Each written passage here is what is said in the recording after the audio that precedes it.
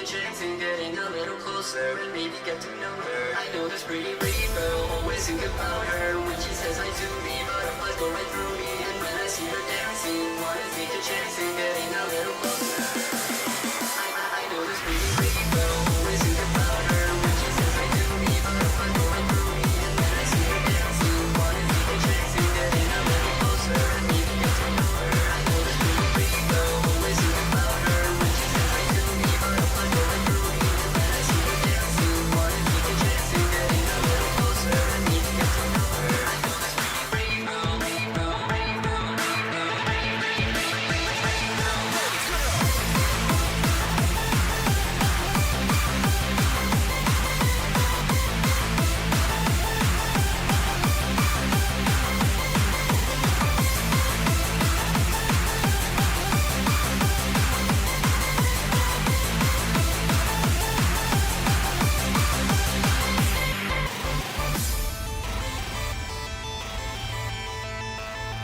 I wanna find a girl like you, 'cause you're the girl for me, it's true.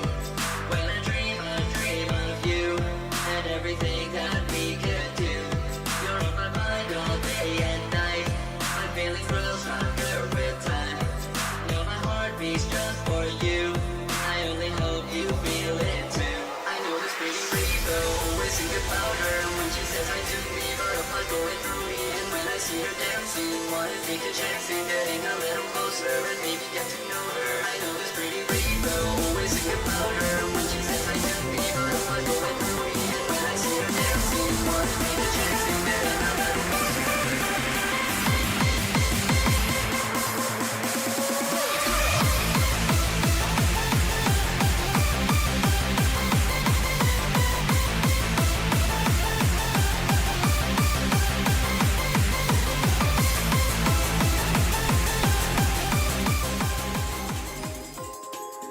An independent girl takes on the world. I know MC Square is easy. Leave it to me. See, I couldn't be a lawyer, working way too much. No point in being smart if you can just be high. You know.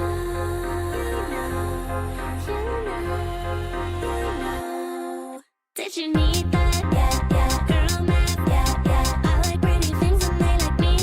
Yeah, yeah. Need that? Yeah, yeah. Girl math, yeah, yeah. I like pretty things and they like me. Yeah, yeah.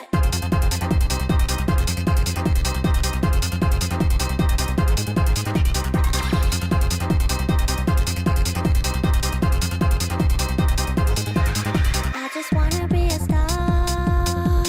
Eat caviar.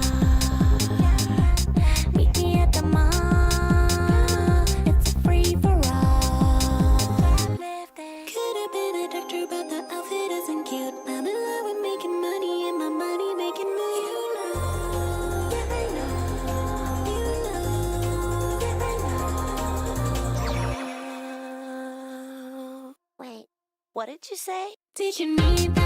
Yeah, yeah. Girl, man, yeah, yeah. I like pretty things and they like me. Yeah, yeah. Need that? Yeah, yeah. Girl, man, yeah, yeah. I like pretty things and they like me. Yeah. Did you need that? Yeah, yeah. Girl, man, yeah, yeah. I like pretty things and they like me. Yeah, yeah. Need that? Yeah, yeah. Girl, man, yeah, yeah. I like pretty things and they like me. Yeah, yeah.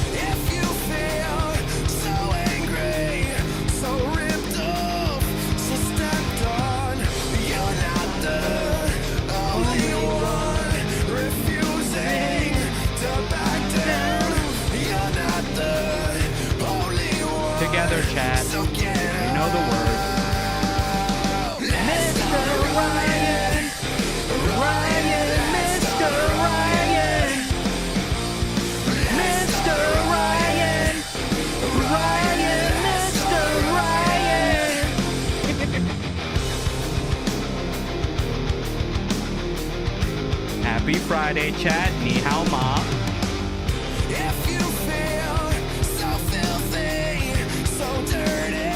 Who is Mr. Ryan? Mods, call him out for LARPing. Remove his Sumito Media card.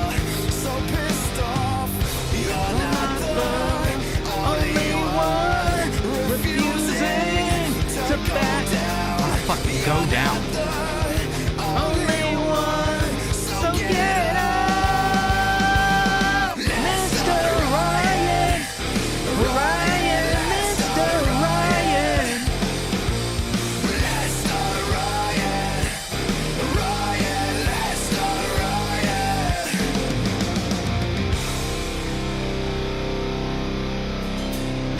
Could we do Red Sun in the Sky? Would it be a Friday stream without it?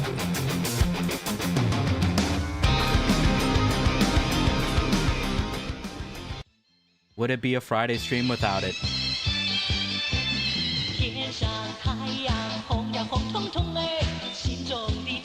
Glory to the Red Republic, by which I mean YouTube. I'm also Ryan. What did I just walk into? It's an old joke. It's an old joke, gamers.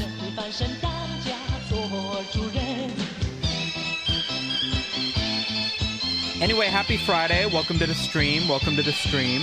Discord ping went live, right? Discord ping did not go live. Why is that? Last time this happened, I accidentally set the live stream to private. Did I do that again? No. No Discord ping. Cool. Yet another problem I will deal with one day in the future. Anton, thank you so much for the 5 gifted, broski. Who'd that go to? Card 1 Gan, Nogany 9472, Boar Bungler, the greatest man alive, and Delta of Nothing. Welcome to the fucking hyenas, ladies and gentlemen. Give a big thank you to Anton in chat. Ow! Also, Inkdeath, thanks for the 55-month resub. That's a lot of nuts! Let's up this number. 181. Big hyena moves. I'm gonna move the chat back to the right side because it feels weird being on the left side. It feels awkward. It feels awkward. I got the Discord ping? No, you didn't. That's a lot of nuts! No, you didn't. There was no Discord ping. Which is weird. Very weird. Very weird and awkward. I wonder why that is. I wonder why that is. Bow, bow, bow, bow. Ni hao ma, ni hao ma. That's a lot of nuts! Why did you abandon your life as a street drifter in the Beamer? My first car was a Beamer. I blew out the engine after like 2 months. Had to sell it. Lost like $2 grand. It was a huge headache.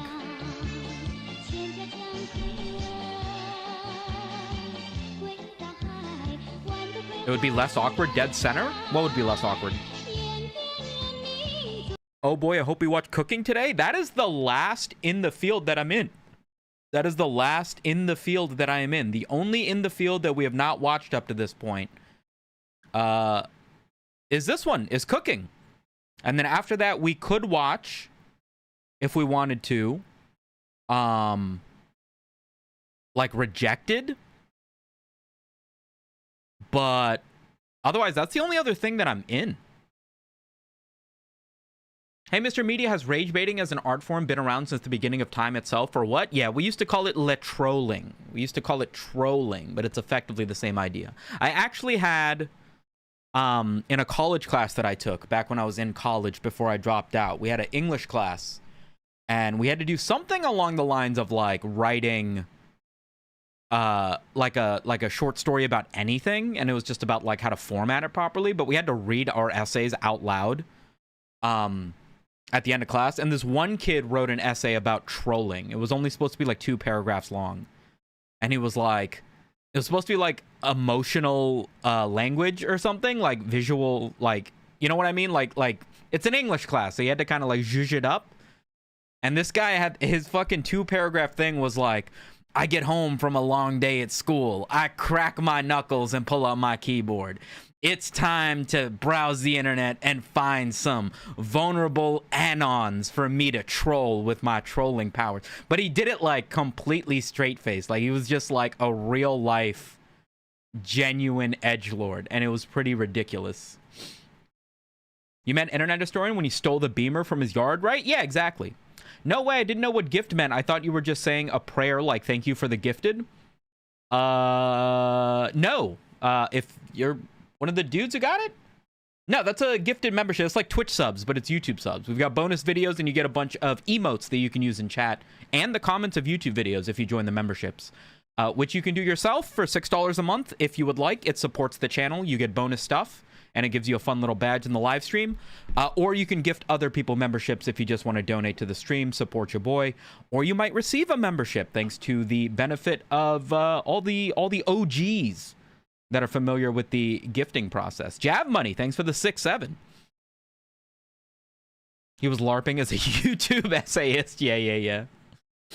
Damn, what it must feel like to have zero social anxiety. There's something about community callers that really just brings out the absolute most ridiculous of social awkwardness in people, I think. That's how it is. It's my first time being in a live stream. I usually watch late night. Sorry. No, you're good. I know for a fact because not too many people on my YouTube channel know anything other than YouTube. I'm used to teaching people the ropes of what to do in a live stream, how to behave in a live stream. I'm very familiar in this role. Don't worry. You're amongst fellow newbies, as it were. Okay, we're on to cooking. Maybe like that. Maybe, what is it? Control Shift B? Yes. Something like that. There are rules for behavior in live stream chats? Yes, there are. Typically, there aren't, because on Twitch, everybody knows how live streams work. So, like, the vibe is typically kept intact. But on YouTube, because a huge number of the people watching these live streams only watch YouTube videos and have never been in a live stream before, it can get a teeny bit awkward. People like to do this thing where they write, like, 4-paragraph long messages thinking it's like a YouTube chat and then, like, get upset when I don't read it because we're, like, doing something. You know what I mean? So there's little things like that, but people will learn over time. Or they won't, and I'll get mad, and then I'll yell at you. But either way, it's all for the benefit of the stream. I feel like my face should be bigger. Thoughts? Anybody feel like I should be bigger? Like that, maybe? I feel like chat's in a good place. Chat, you think you're in a good place? I really like the way the hyena logo looks. I like the Comic Sans. I like that it's yellow. I like that it kind of looks hand-drawn almost. I think it's great. How's life going in general these days? It's a fucking mess, bro. It's such a fucking mess. Wife's super pregnant. Dad's in the hospital. In-laws are fucking flying in from Saudi Arabia tomorrow. There's so much shit. When I did the Grand Theft Auto stream yesterday to look at the announcement. Have some bits for your mess. Yo, Wiremod, thanks so much for the 100 biddies, broski. Appreciate that. Have some bits for your mess. I appreciate that. Thank you. When we did the fucking Grand Theft Auto stream yesterday, I was in the fucking ER with my wife because she was having leg pains and she wanted to get it checked out. And we were dead ass in this like triage waiting room for 6.5 hours. I finished streaming Punch Club, immediately went to the ER afterwards, like an hour later, because she was like, I can't sleep, my leg hurts. Go to the ER. Pretty sure it turns out to be nothing. Like, there's not a lot that they can do. We end up there at like 1:30 in the morning. We get discharged at 7:30 a.m. Get home at like 7:30, 8 o'clock in the morning. Go to sleep. Wake up at like 1 because I set alarms because I was like, oh, the fucking Grand Theft Auto announcement goes live at 3. And I told myself I wanted to try to stream that. Woke up at 3, did the Grand Theft Auto announcement, did the same thing today. Couldn't go to sleep today either. It's been a fucking mess, dude. It's been a fucking mess. So I'm tired, but I'm not allowed to complain because my job is a joke. That's kind of how it works. My country is a national mourning because our king is dead. I didn't realize Tim Curry ruled over a country. What country are you from? Has Internet Historian died? Did you kill him, Sumito? My lawyer has asked me to stop answering that question. Mr. Streamer, I'm a YouTube chatter and I think this is a comment section. Read my message. Don't you want to talk to me, the Anon? Exactly. Dolly Parton, not Tim, but you said king. Wouldn't you say queen if it was Dolly Parton? Oh, pregnant hospital life hack, spotting in cramps front of the queue. So we go to the ER, and because she's pregnant, they immediately send us to the mother and infant wing of the building, and they do not treat you super expedited because everybody that's in that building is also pregnant and having some sort of pregnancy complication. So it still took forever. Hey, Sumito, have you thought about doing your own mini in the field type content? That is basically what my YouTube channel is finding aspects of the internet and meme culture that I think is funny and then putting together a little jokey video explaining it and looking through the memes and making my own jokes. The difference is that I don't have like low budget animation to make it seem high production. It's just me in front of a webcam. But that, I mean, do you mean something more specific? I kind of feel like that's what I do already. Midwives are the worst? That feels like a weird place to direct your anger. You have issues with midwives. Kind of reminds me of when I had a fire watch last week after working full-time shift, aka surprise 14-hour shift on top of your 8-hour shift. Fucked my sleep schedule up. Yeah, mine's still bad.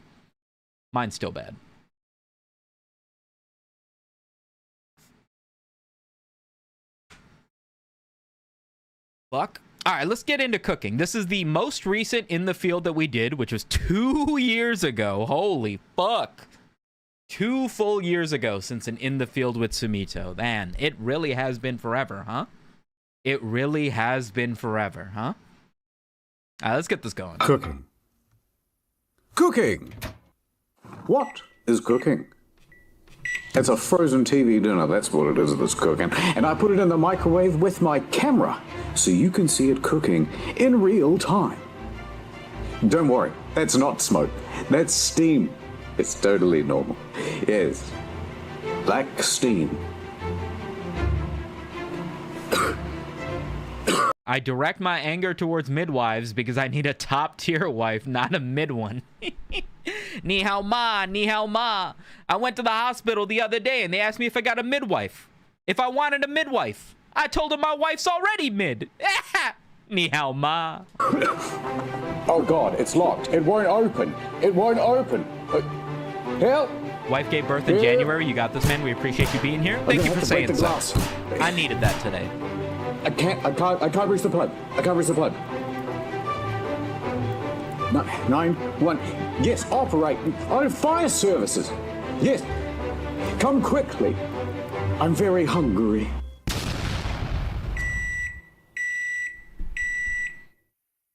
I will reiterate, and I say this during every one of these intros, I am not a part of any of these intros. We record the whole video, and the internet historian just goes off on some dumb shit to start the video and set the tone for everything. Every one of these little, a gun, bang, bang, bang, bang. All of these little intros are always a complete surprise to me when I see the final video.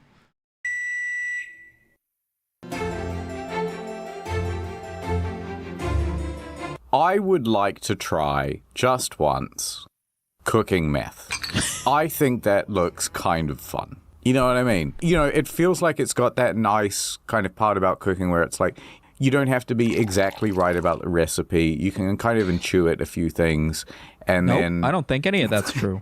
At the end, you get this big glassy thing, and it's like, all right, you don't even have to smoke it. You could just turn it into like a nice vase. It feels entrepreneurial as well. It's like me and the gang. There's something nice about it. I think it'd be cool if we had a cooking show.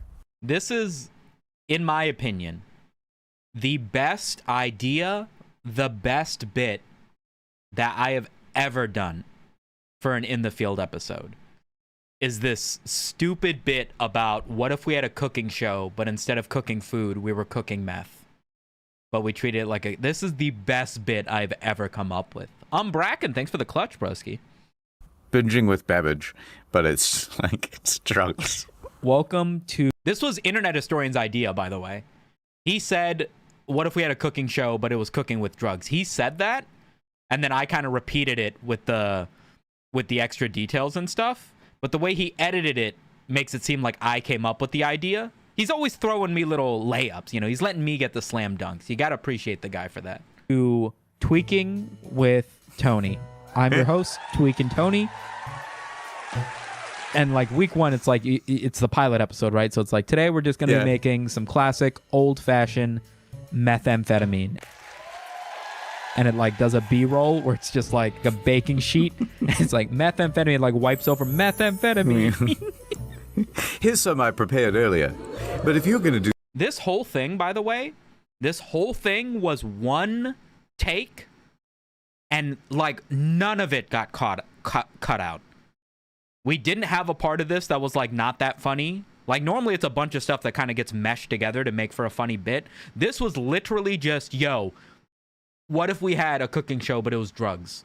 And then I started doing the voice. I started explaining what I thought the editor would put in, and the internet historian started adding bits, and then I started adding bits, and it just turned into this beautiful, perfect. It was so fast. It was so good. I could not believe how like final video ready this just came out of my mouth.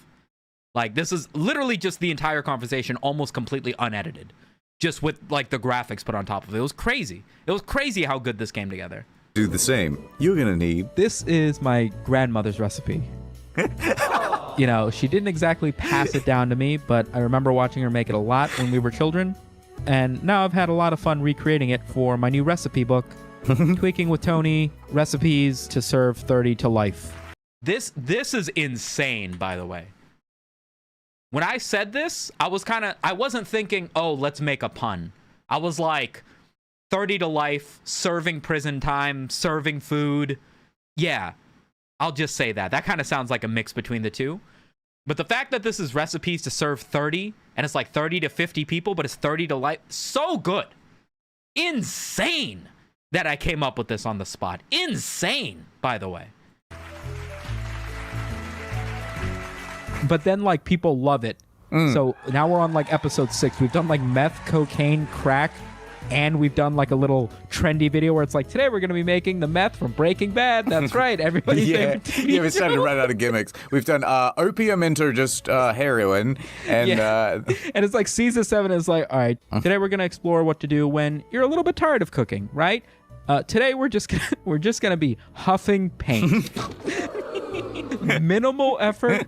No real prep time. You can be in and out in 45 seconds. Today we will be drinking just gasoline with a spoon. I don't know what internet historian meant by. Do people do that? Do drug addicts just drink gasoline to get a high? I've never heard of that before. Now, there's no need to preheat this. You can just drink it at room temperature. It's perfectly good. I'm going to step onto my balcony garden where we will climb over to my neighbor's balcony garden. We're going to be using his kitchen today because the smell won't dissipate for several weeks. And we don't want the police knocking on our door, now do we? And there's like a studio audience applause. Oh, they this huff is like it. such a brilliant... Oh, it's like... What is it that people do? Whippets? It's like whippets? It's like that? premise for sure. This would be so much funnier if I knew anything about cooking meth. You know what I hate is I feel like cookbooks are like so incredibly vain. Yeah, there's some great, recipes and stuff for you to make at home, but really it's about my childhood. No, it fucking isn't, man. And it's really describing a memory around this recipe. I learned whatever happened to the property y'all bought in VA, that never happened. I learned that the reason that chefs do this when they write a cookbook is because you can't trademark. You can't call it like Sumito's hot dog and it just be a hot dog because you can't trademark that as like a recipe or whatever. But you can trademark like a story. And you can be like, hey, this is the exact hot dog I had as a kid. My mom used to whip this up, blah, blah, blah, whatever. And then that becomes like enough substance around the food that you're making that you can then kind of call it, Sumito's hot dog. Is it to avoid copyright law? I mean, it's not copyright because it's food. You know what I mean? Nothing stops you from opening a burger store and making burgers exactly like Shake Shack. You know what I mean? But it's like the branding and the story and everything around Shake Shack's stuff that like makes it Shake Shack. But the burger itself is like, you can just make that if you want. You could sell it if you want. It's to avoid copyright? Yeah, sort of. Except like, I don't think copyright's maybe like the right word. But like, you know, you can't just claim that a hot dog in a hot dog bun is your hot dog. You know, but if you make a book and you want to avoid other people's recipes and just printing other people's existing stuff and maybe getting blamed for that, then you work with recipes from your childhood or stuff that you've made, stuff that has a little bit of a story to it. And then you can not sell the idea of a recipe of a hot dog that maybe has been printed 1,000 times and is sold by McDonald's or whatever. But the idea that like it's a little short blurb, a short story about how you came to love this hot dog. Now that you can print in a book and not have to worry about. At least that's what the comments in this YouTube video explained to me. Also, to answer the piece of property we bought in Virginia, we never bought a piece of property in Virginia. We did call the place. Internet Historian was ready to like wire me $5,000 and then go buy that piece of property. But like, it was the first video we had ever recorded.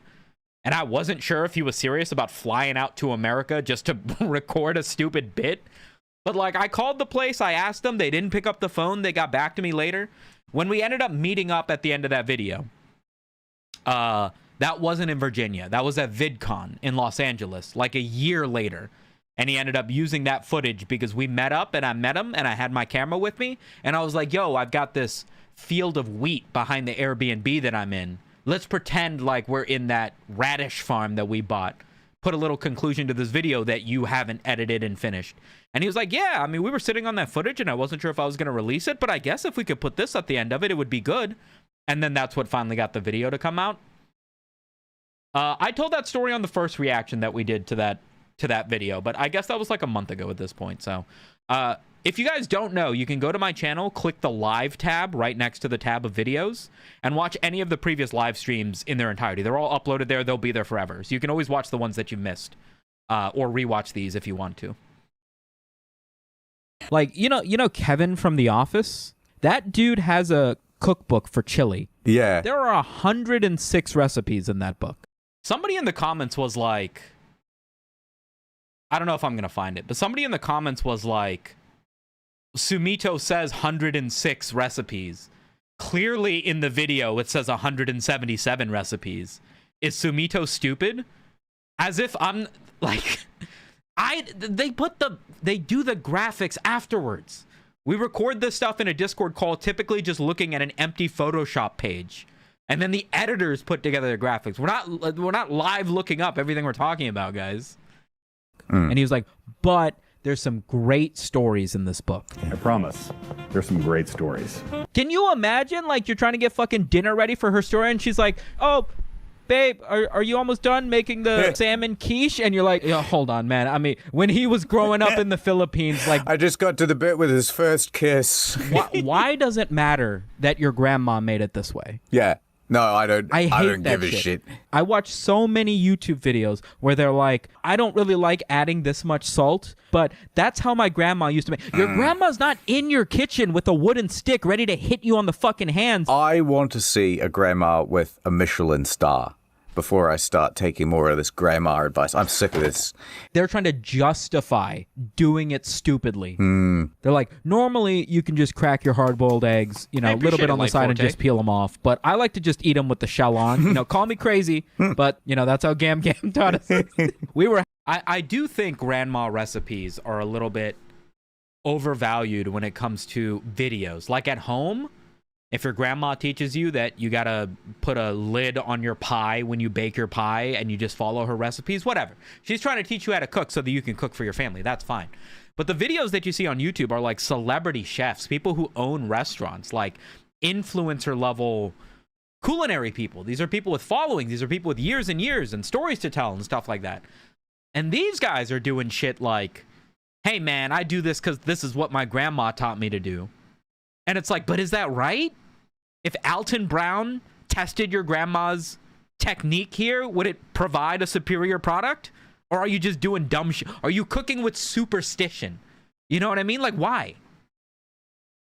Why do we put so much trust in grandma's cooking when way more dudes have Michelin stars? Exactly. I mean, I don't know if I mean, yeah, exactly. Hey guys, I once had a cookbook that called for me to cut off my own balls and cook them. I think it was called Grandma's Nut Recipe. You remember that one? I do. I own that cookbook. It's in my kitchen. It's wild that Sumito knows 106 ways to make bean, meat, and tomato. I didn't buy Kevin's book, by the way. Did you learn anything from your grandma? The last thing my grandma told me before she died was, go easy on your mom. I know she's a little stupid. So, I guess. Yeah. Alton Brown is a simp for his grandma? Yeah, but Alton Brown would call his grandma out on poor cooking practices 10 out of 10 times. You know what I mean? Your arthritic gran can do it. You can too. Nobody's boiling the eggs in 3 parts for breakfast. Listen, I guess it depends on your grandma. If your grandma's got a Michelin star, listen to her. Grandma on which side? I never met my dad's parents. They passed away when I was super duper young. This was my mom's mom. Fuck yeah, man. My grandma was like, put Vapo Rub on your feet with socks. I think that is still a thing I read that people say is like a cold remedy. My grandma is deaf and blind. I tried following her recipes. We got lost down the street. We call that the Helen Keller special. Happy. What level of cookery are you at? How much of a, like, if I gave you a restaurant, like, how long would it be before you burn it down? How often do you cook? I've got a relative instinct for things, but I'm really not good at following instructions. I just don't like instructions very much. Really? No. It's the same with like IKEA furniture, right? I just want to kind of intuit everything. How are you freestyling IKEA furniture? Well, you just sort of, oh, well, this bolt looks about this side. This looks about like this nut size. So these two must go together. And then what tends to happen is I go, right, can I intuit this thing? No. All right. Historian, I've organized all the pieces neatly. I remember. That is also what my wife does. My wife will wake me up at 10 a.m. on a weekend and be like, hey, are you doing anything? And I'll be like, I'm sleeping. And she'll be like, I bought something on Facebook Marketplace. We have to pick it up in 25 minutes. And it's 20 minutes away. I'm like, God fucking damn it. And then that's how my day starts. You should absolutely be putting a little bit of sugar in your spaghetti sauce. You need to offset the bitterness of the tomato. Pro tip. If you're making a tomato sauce and you're just using canned tomatoes, they can be a little bit acidic and a teeny bit bitter if you get like the Roma tomatoes that are like charred. The best way to combat that is to blend up some carrots instead of using sugar. You can use sugar as a quick fix, but like because you're going to be cooking it for so long, typically, you know, like an hour plus to really let the flavors get to know each other, blend up some carrots in a food processor. You can also throw in other stuff you want in your pasta sauce, like onions and what have you, but carrots are extremely sweet, and they will perfectly offset the bitterness and the char of the tomatoes that you get in a can and the acidity. And then, you know, you're fixing it by, like, not adding sugar. Instead, you're adding, like, more vegetables. And if you're chopping up onions and stuff to make up your meatballs or whatever anyway, it's very easy to just also throw in some carrots. And then you can avoid adding in a spoonful of sugar if that feels a little bit cheap to you. Sugar works just fine too, but like, you know, more vegetables in your meat sauce. Why not? You know? Never be the person good at building IKEA. I get calls from my in-laws now to build shit for them. Yeah, it's the worst. I gotta build fucking everything for everybody. It's the worst. Add a spoonful of vodka when cooking tomatoes. Add the vodka first and then cook out the alcohol and then add the tomatoes. You will end up with a vodka sauce more than you will tomato. I don't know if just adding vodka to tomatoes is going to do anything. Are you sure? When I was down and out. Here's what I do, right? If you want to make, like, choice. This is Sumito Media's spaghetti and meatball recipe, right? Take your beef, lamb, turkey, mince, whatever, right, for your meatballs. And then what you want to do is you want to grab onions, carrots, bell peppers, or some sort of jalapeno or something, and food processor it. You want to make what's called a sofrito, right? I go with 1 large carrot, half an onion, that sort of ratio. 1 onion, 1 carrot, something like that. And then whatever peppers, bell peppers if you don't care, celery if you don't care, or jalapenos and habaneros if you want a spicy tomato sauce. blend that, and you'll get a bunch of processed veggie stuff, right? Very wet, very flavorful. The mirepoix, as it were, right? That's your sofrito.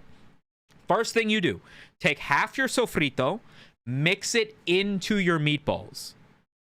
And then you can use half as much bread as you normally would. If you typically add 2 slices of bread, or like a cup of breadcrumbs, you can add like half as much. And the veggies will do a lot of the work of keeping it moist. Blend that into your meatballs, and then you'll get a nice shredded, garlic, onion, carrot, whatever. The other half of your sofrito, toss it in the pan that you're making your tomato sauce. Fry that with oil, and then that will be like your base level. And then you have your garlic, you have your onions, and then you have your carrots that are doing that sweetness. And then once that's cooked through, then add in your tomato sauce. And now you've got the sweetness from all the veggies that will offset the bitterness and the acidity of the tomato sauce. And they're already pre-cooked, so now you just need to let the tomato sauce cook through to get warm. And then when you add in the meatballs are also going to be extra moist. And then you just added so many more veggies to a dish that otherwise doesn't really have any veggies in it. And it serves 2 purposes. It adds sweetness to make your tomato sauce less bitter, and it adds moisture so that your meatballs will be less dry without you just having to add a ton of empty carbs to it, which I think is an improvement. Why don't you do this on Twitch? I am also live streaming on Twitch. I am simultaneously also live on Twitch, unless you're asking something else. Back in the day, didn't have much money, and I had heard, there's a whole bunch of foods at the supermarket that you should really try that people simply overlook, but they're great if you don't have any money. And I'm like, yeah, go on. Yeah. Fucker, make a cooking stream? Nobody watches my cooking streams. You know how I know? Because you're asking me to do a cooking stream, and I've done like a dozen of them. And you're asking me as if I've never done it before. That's how few people watch my cooking streams, is you don't even know they exist. Yeah. And so they're like dried kidney beans and lentils and stuff. It's like, you know what? It's true. I do overlook those. Let me give that a try. Sure. So I bought these kidney beans. I'm very surprised the internet historian, as picky as he is about the food that he eats, would at some point decide, hey, I'm just going to boil up beans and try to eat that as a meal. That seems kind of weird, right? And I thought, I like these. Didn't get the notification. Something's up with YouTube. Like, it's not pinging my Discord that I'm live either. I think it's doing the thing where it's only going to ping Discord after I go offline, and then this live stream gets posted as a live stream video. Why are you guys going through all the lyrics of the Black Parade? I didn't even know you were on Twitch. No, nobody knows I exist. Nobody knows I exist. I don't know why I fucking do this job. Nobody fucking watches me. Makes me sad sometimes. These will be great. So I get these home, and I'm hungry, and I'm like, right, time for some kidney bean cereal, I guess. This is the most historian story ever. If you're a viewer of this show, and you have watched like the dozens of hours of historian describing himself, and the wonky shit, this is it. This is like textbook. No, hold on. I mean, this story doesn't really go anywhere. Kudos less than 3.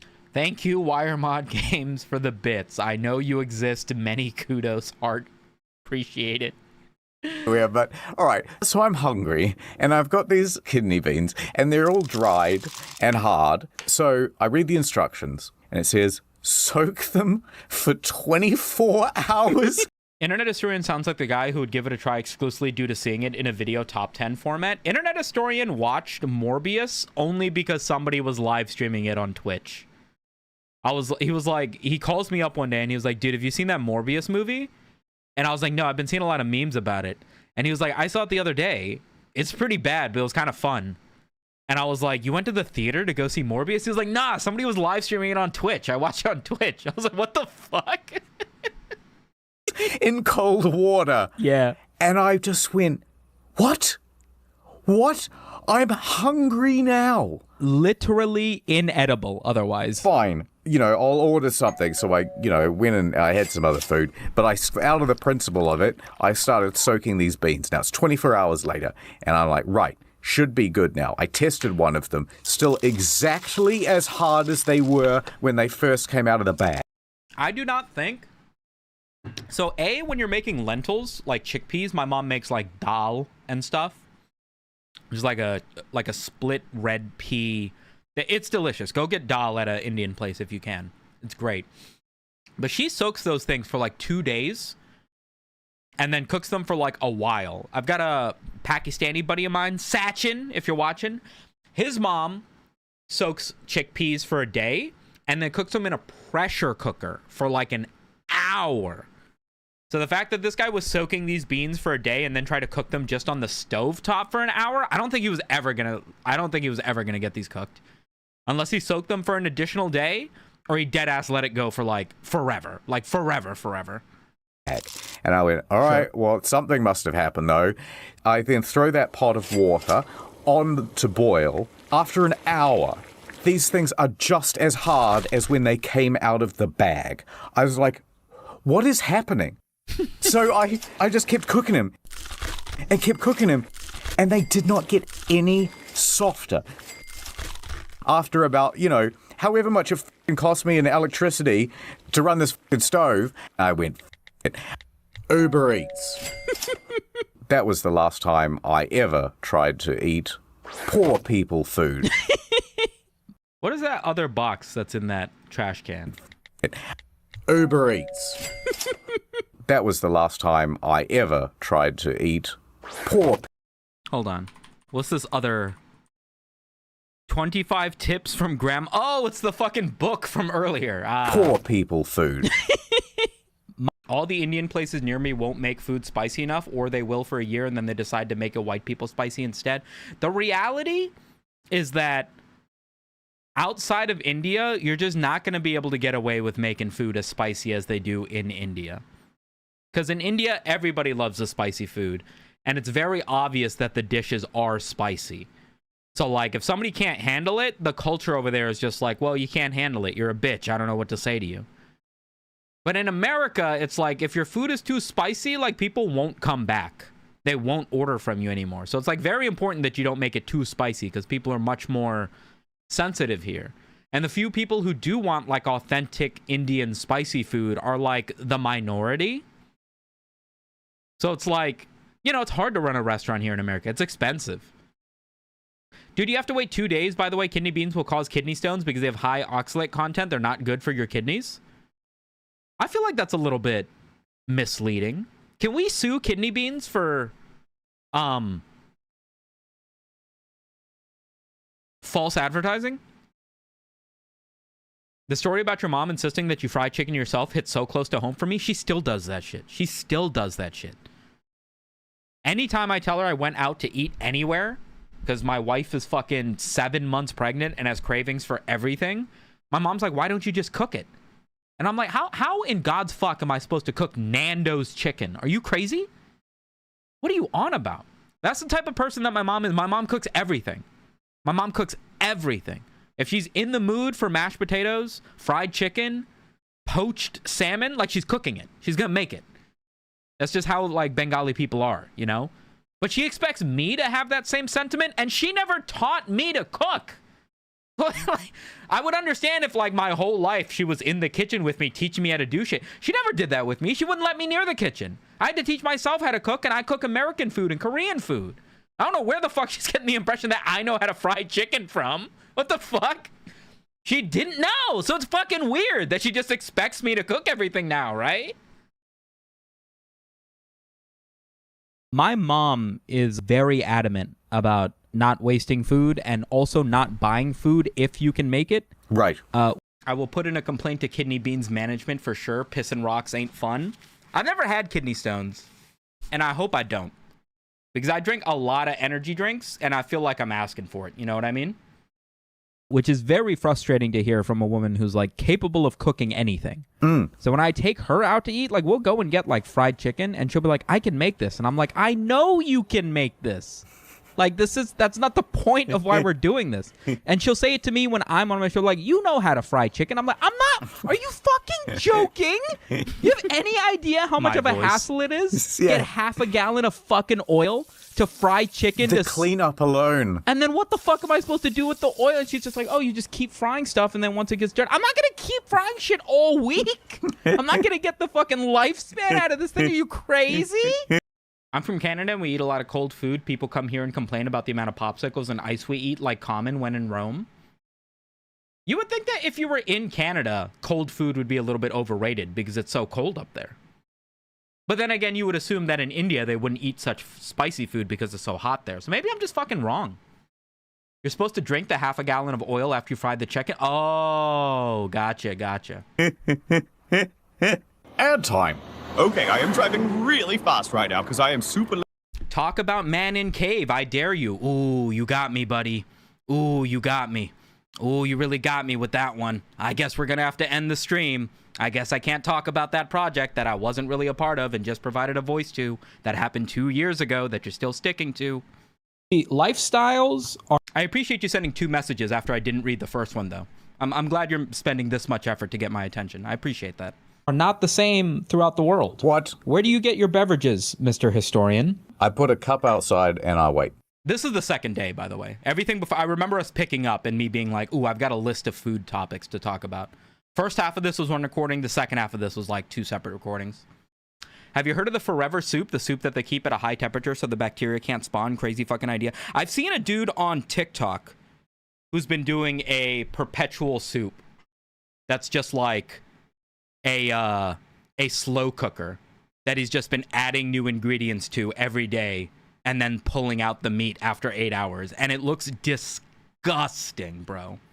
All right, but some people in other countries have to have their drinks made for them. I find that very hard to believe. Okay, well, hopefully you don't find it This also isn't his first stream sending this message. I know. I know. hard to hit the play button. What do you got? Indian bouncing soda. It starts out with a man. Great. I live in high desert. People complain about the food here. It's like they've never learned how to filter feet. The sand is awesome. Wait, what?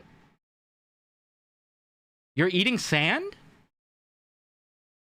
Dude, baked beans and sausages were on sale, so that's what's for dinner. That's what's up. That's what's up.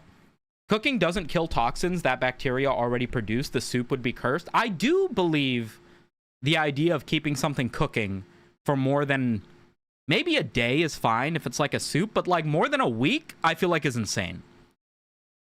I feel like is insane. Jim, what do you want me to say, buddy? What do you want me to say?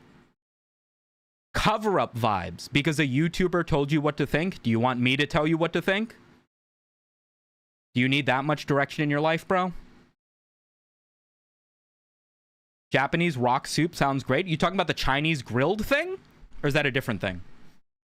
Okay. These are all TikToks I pulled from my TikTok, by the way. I sent him an entire list of this stuff, and I was like, bro, we should do these.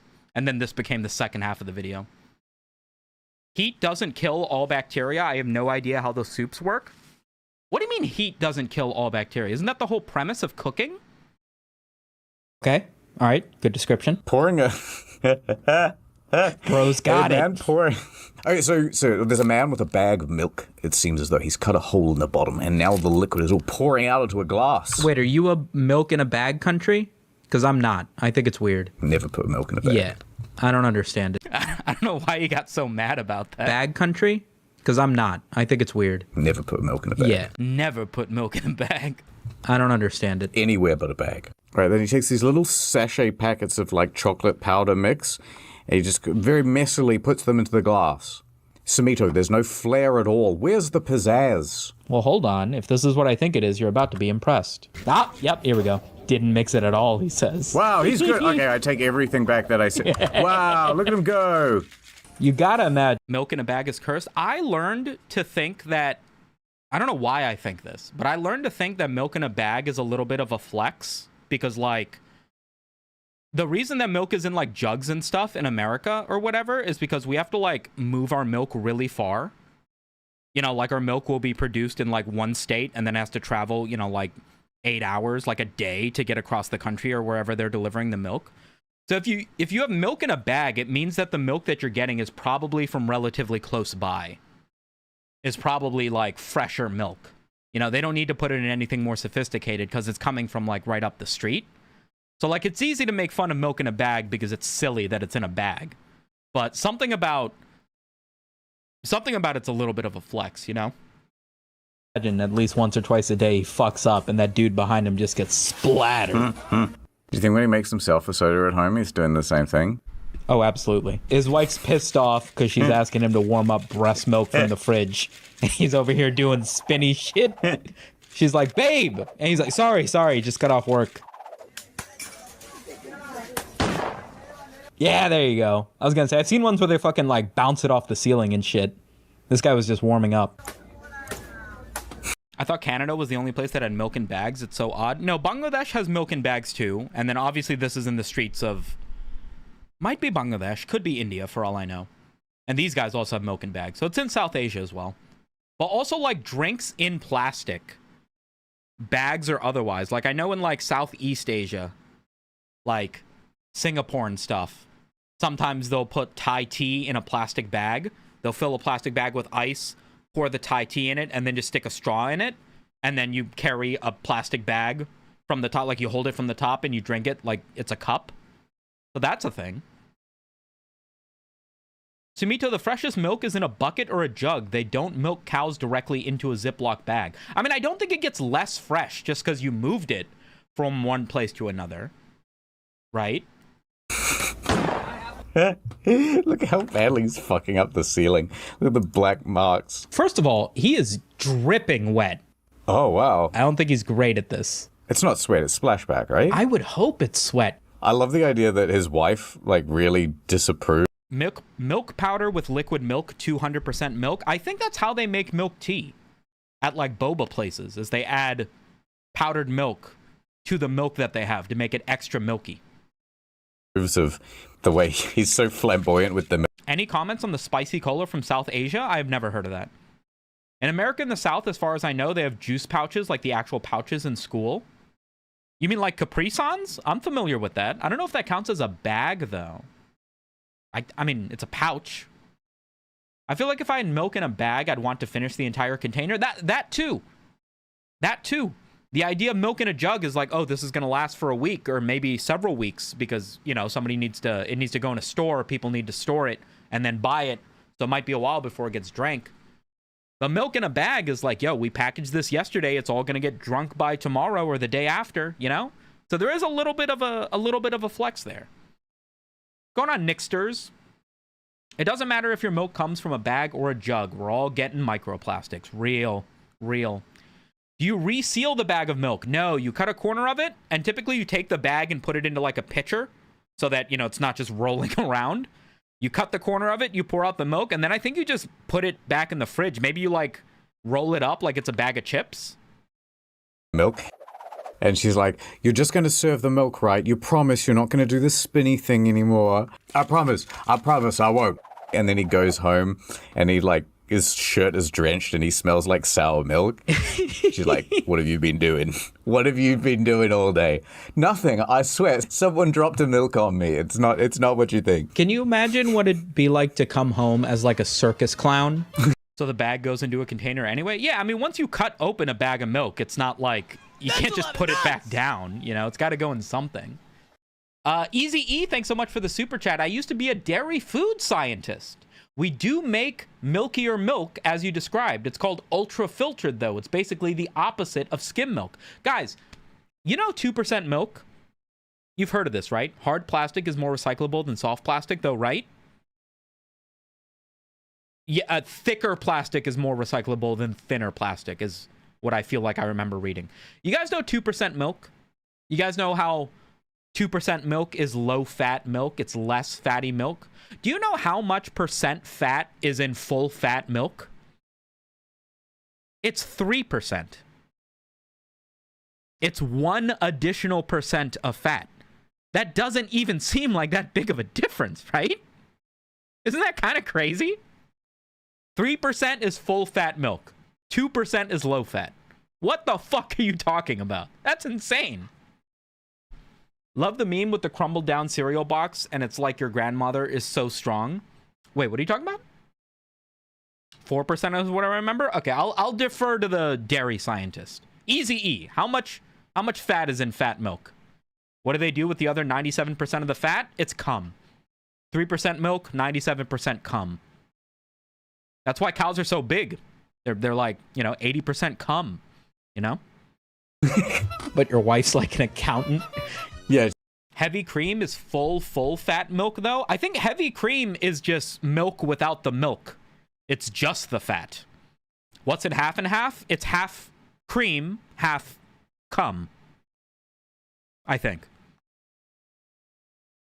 This is why I look like the milkman and not my dad. Yes, exactly. Don't look any further into why that's true. Just assume with what you think already. She's like, no more. No wonder people feel bloated after drinking milk. They're actually pregnant. Exactly. You heard it here first on the stream. Your number one source for milk-related information, Sumito Media. You're welcome. Clown. He's like, I promise. But then he just keeps doing it anyway. And he has to like sneak into the house. Natural fat is bad for us in large or even medium doses. Here's a challenge for you. Name one thing that isn't bad for you in large or medium doses. Name one thing. Nothing. Everything that exists in life only exists to kill you if you take too much of it. That's life. Americans use creamer in coffee, which is half cream, half, right? Like thick milk. So half and half is half cream, half milk. So if cream is way too much fat, creaminess, milkiness, whatever, half and half is a nice mix where you can add enough of it to lighten up your coffee to how much creamer you want. And it's like more creamy than just milk. Because if you just add milk without like frothing it first, it isn't very sweet. So the creamer carries that amount. Creamer, the stuff you buy in stores, is typically 100% cream, but then they'll also add in like vanilla flavoring, and like it comes in different flavors, and like, you know, sometimes it's a premix of like 80% cream, 20% milk, and then you know that if you add just, you know, 1 cupful of it, it makes the perfect coffee. That's the big benefit of creamer, is convenience. Easy E, thank you for the super chat, weighing in on the full fat debate. 3 to 4% fat, but that's the fat that doesn't naturally rise to the top, which would be called cream. Total content of fat is somewhere around 10 to 12%. So if you get cream unfiltered milk, that would be 10% fat, and it would like separate if you left it out. I've never seen that before. I'm too British to understand any of this coffee talk. It's a bit of cream in your morning bevy, isn't it? Hope that helped. Creamer, I barely know her. Mods, remove his puns. You gotta ask more questions and he'll pay you for each answer? Nah. Listen, I know we're doing a lot of talk about milk, but I refuse to milk my viewers for money. Isn't that a very noble thing that I did? Doesn't that make you want to hit the subscribe button, everybody? The milk scientist hath spoken. I understand now. Thank you, Sumito. Wiremod, thanks for the 100 biddies. Do you get different kinds of milk from different kinds of cows? What kind of milk do you get from a bull compared to a calf? The milk that you get from a bull, a male cow, is incredibly thick. A little bit salty. Not great in coffee. I'm not really sure what they use it for. Cheese, maybe? I don't know. You gotta just come. Milking a hyena is crazy work? Hey! It's interesting that you say that, because that's what that one chatter was trying to do before. He was trying to milk me for clip content so he could post it on live stream fails. Wasn't very effective. I'm home wiping the makeup off your face. Get rid of all the makeup. You're covered in like cream pie, like whipped cream and like the spray water. Male bull milk is not milk, chatter types in all caps. I know, it was a joke. Why are you... Are you really concerned that somebody here is going to go and try and milk a bull? Is that a thing you think somebody might try to do after this stream? Like knocking on the bathroom door. It smells like remorse in there. What are you doing? That's what this dude's life is.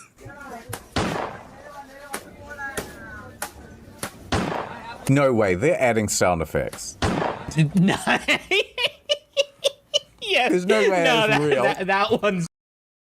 Sumito did nothing wrong. Not ironic. You're the chatter who was trying to milk me earlier. You're just going to go back to chatting?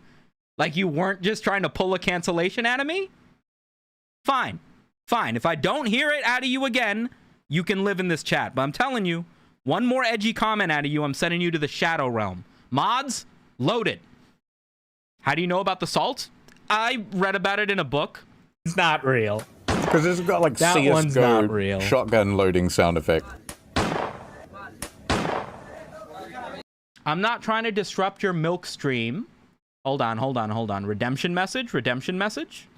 That's a lot of nuts! Stop sending messages. I can't scroll up in my chat.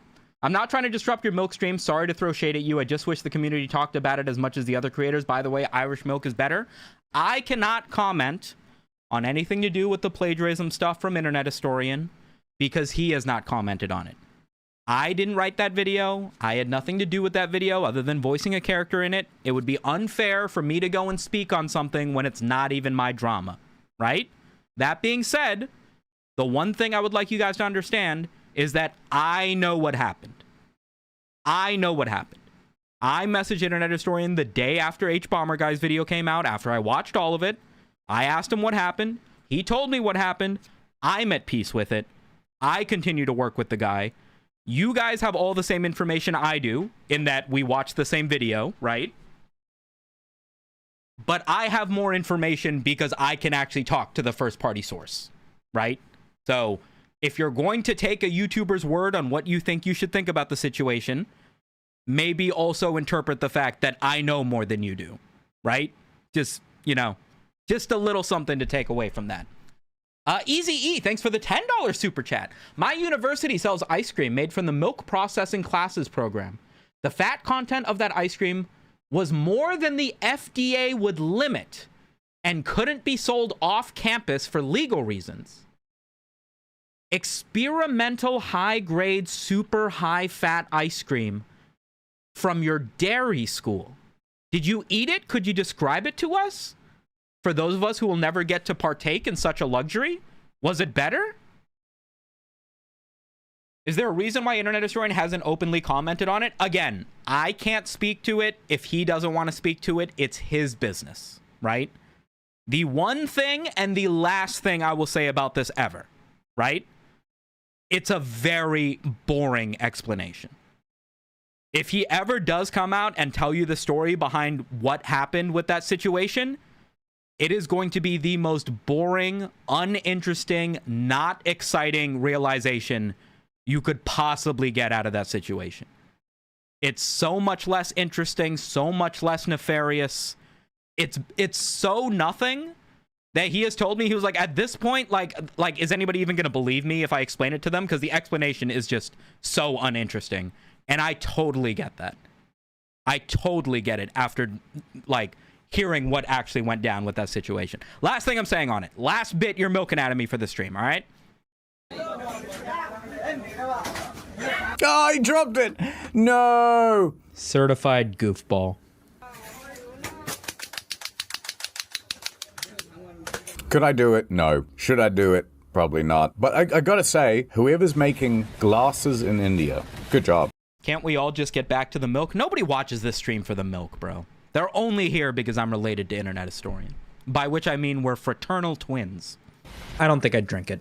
I'm gonna be honest. No. I don't know anything that needs to be shaken that violently. Yeah, I like this. This is a good segment. You know what, Samito? I am tired of In the Field.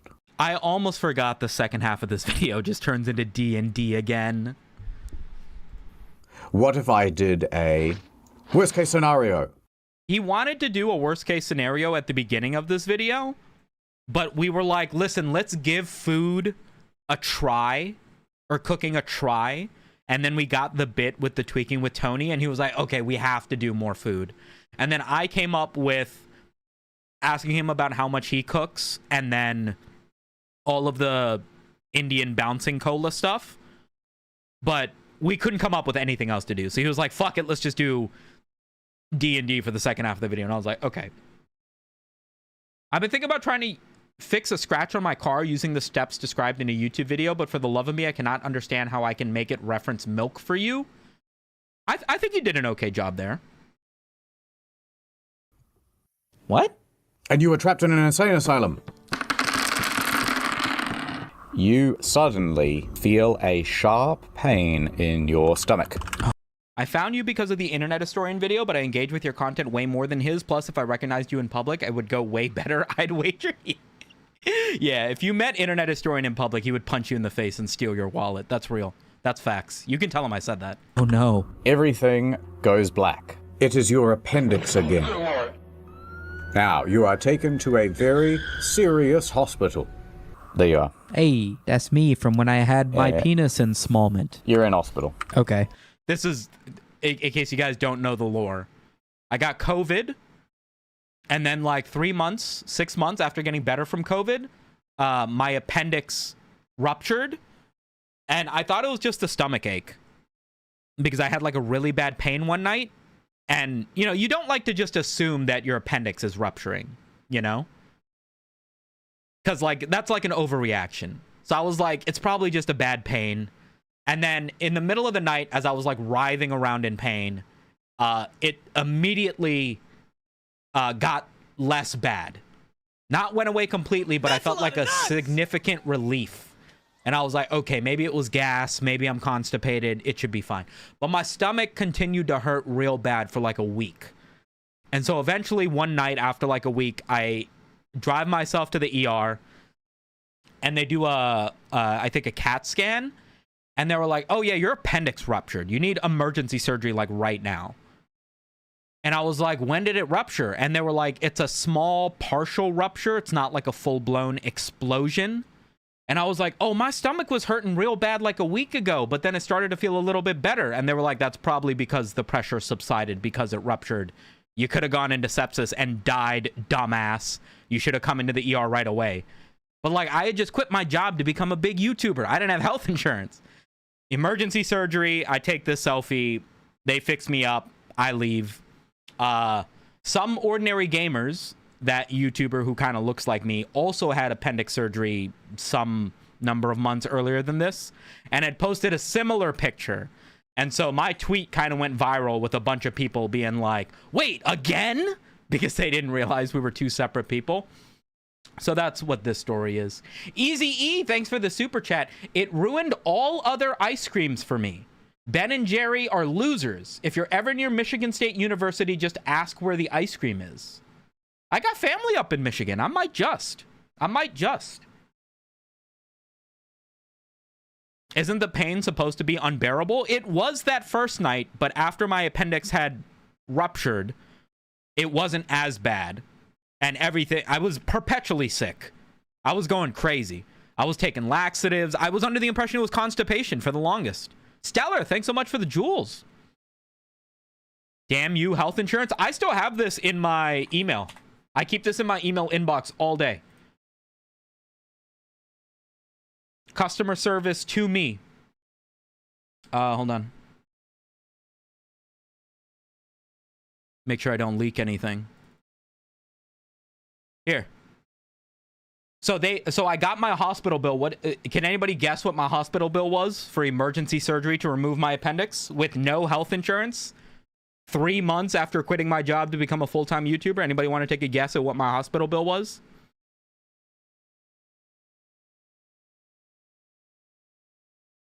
$15K, $10K, $97,000, $2,000, $11,000, $14,000. You guys are so funny. It was $45,000.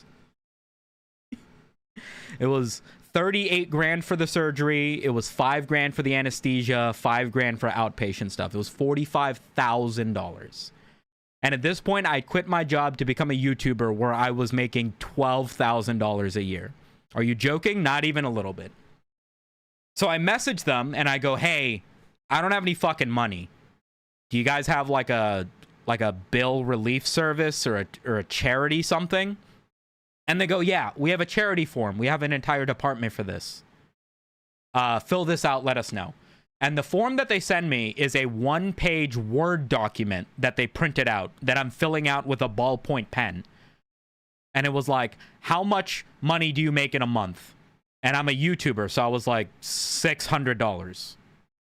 Right? Because I just quit my job. That's what I make. And they were like, how much do you have in savings? And I was like, $400. And they were like, how much credit card debt do you have? And I was like, $20,000. And then it was like, net balance at the end of every month. And I was like, okay, with my credit card payments and everything, minus $700 a month. And then I sent it to them, and then I get back this email. The best email I have ever gotten in my life. Thursday, May 6th, 2021. Hello, and thank you for your email. We have written off your balance to reflect $0 as a result of your 100% charity approval. Thank you. And I have kept this in my email ever since as like a new lease on life. This was the first moment of like, because you have to understand, when I went in for the surgery, I was like, oh, I'm never going to be a YouTuber. I quit my good paying job trying to pursue this thing, and God immediately smited me down.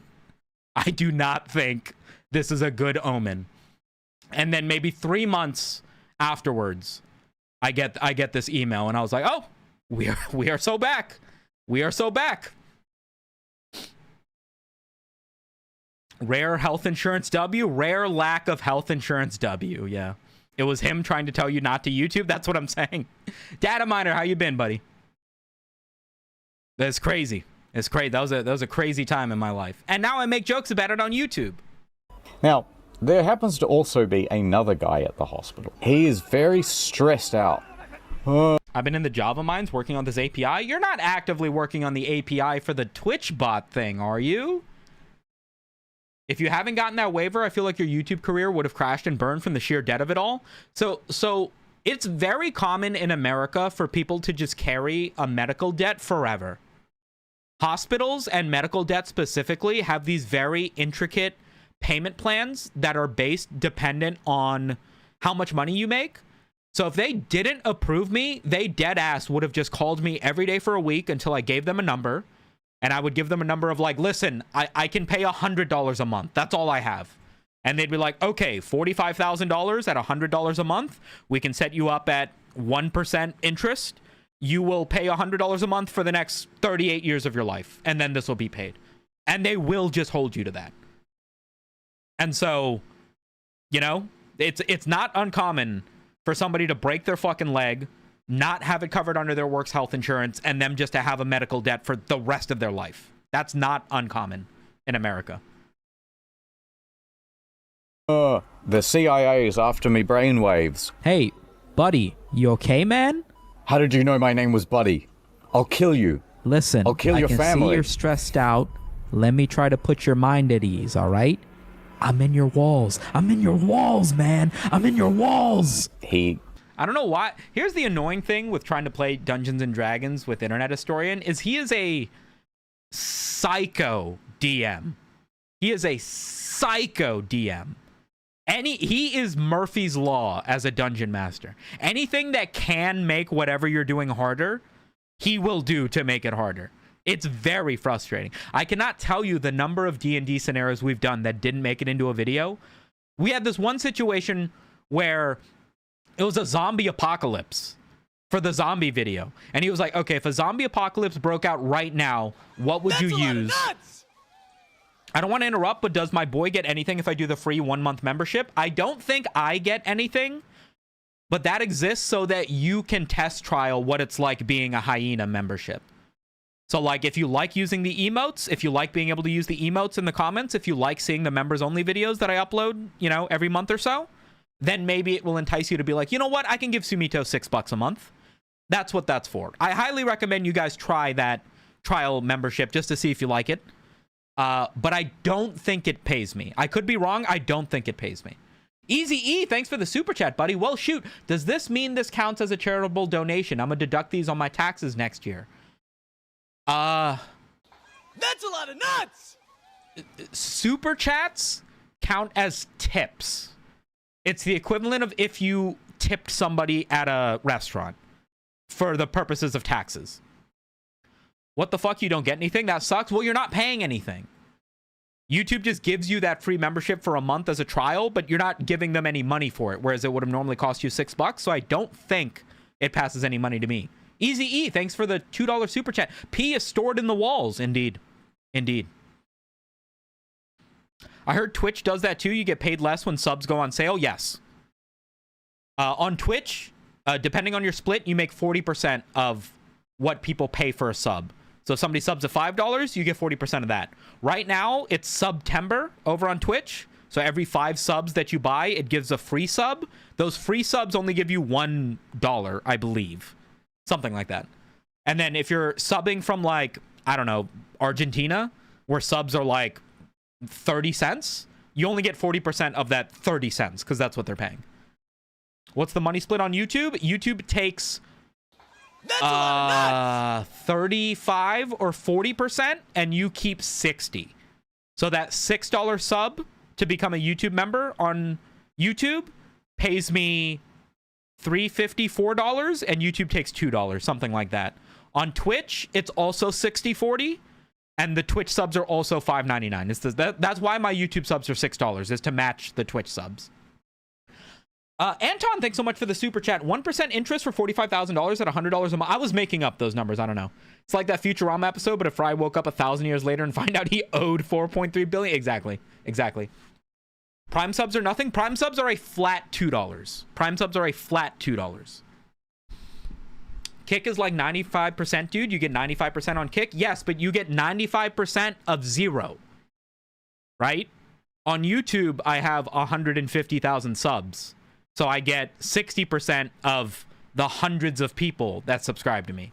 If I switched over to Kick, maybe 5 of you would follow over and actually sub over there. So I'd be getting 95% of the 5 people that sub over there.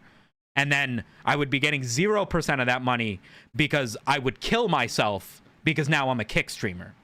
So it's not really as big of a benefit as they like you to believe. Trust me. We talk about this every other stream. Gives you a smile. He goes, it's $5 a sub? Yes, but then you have to live with the fact that there are going to be gambling ads for everybody that you bring over to Kick, and I would prefer not to do that. Is there a way to directly tip you? Yes. If you click on the Streamlabs link in the description of my videos or my Twitch, that sends a donation via PayPal, and PayPal only takes like 1%. So if you send me $5, I get like $4.98 out of that, and that's a direct donation. We call those donos as opposed to super chats. And that way, it still puts a pop-up on the stream. You can still send a message with it. You can do fun little voices and stuff. That's a direct donation. But keep in mind, if you send me money that way, you don't get any benefits from the platform. You don't get YouTube badges. You don't get your name pinned at the top of chat. You don't get the bonus videos. It is just you giving me money kind of for nothing. So, like, if your biggest concern is making sure 100% of your money gets to me, that direct donation number 1, Patreon number 2. Those both give me like 90% of the money you donate. But I would strongly recommend joining the membership, making it an easy, because that way, like, it builds the community. You know, when we have members nights, when I do bonus videos, you can comment on the bonus stuff. I prefer you giving me money in a way where you get something back, because that feels like a fair exchange. And then I can be like, hey, join the hyenas. There's bonus videos. You can join the guys in chat. There's different bonuses. Like, it feels like a fair trade. Whereas the direct donations, it's like, guys, give me money. Come on. I love the money. Give me the money. You guys know how much I love the money. It feels a little worse. But I understand the sentiment of not wanting to split the money with the platform. So that also exists. I don't give a damn about that. I just want my boy to get his shmoney. True. well, you know what? You'll be in the walls soon, and you don't know what that means. Now, time passes, it's nighttime now, and you go to sleep. Sure. But while you're asleep, Buddy sneaks into your room.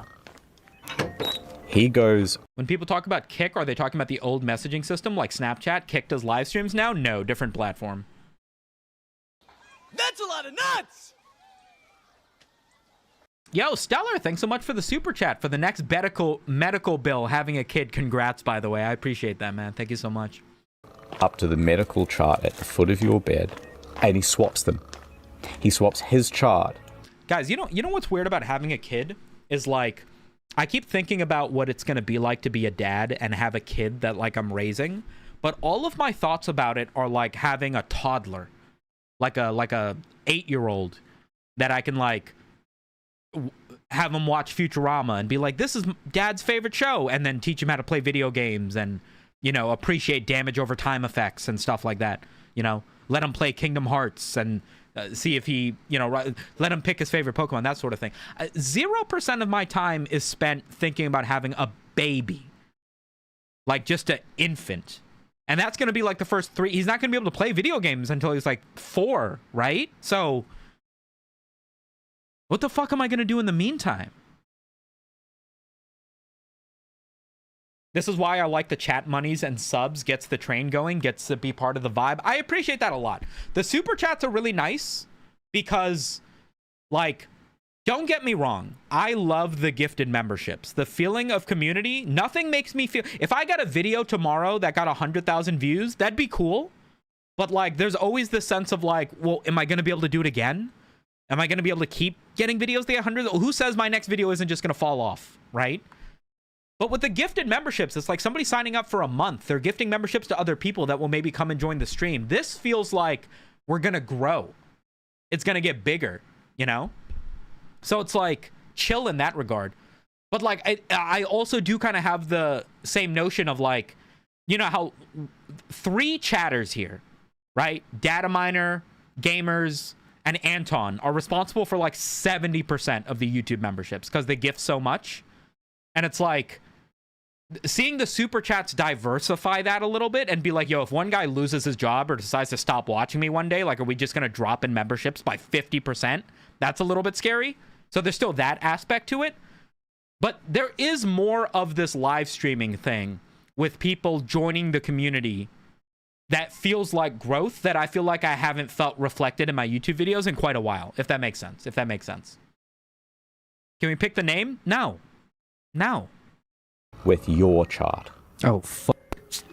When you wake up the next morning... You need to find something in common with your baby to talk about? What are we going to have in common other than shitting our pants and sucking tits all day? He's not even going to be able to talk for the first few years.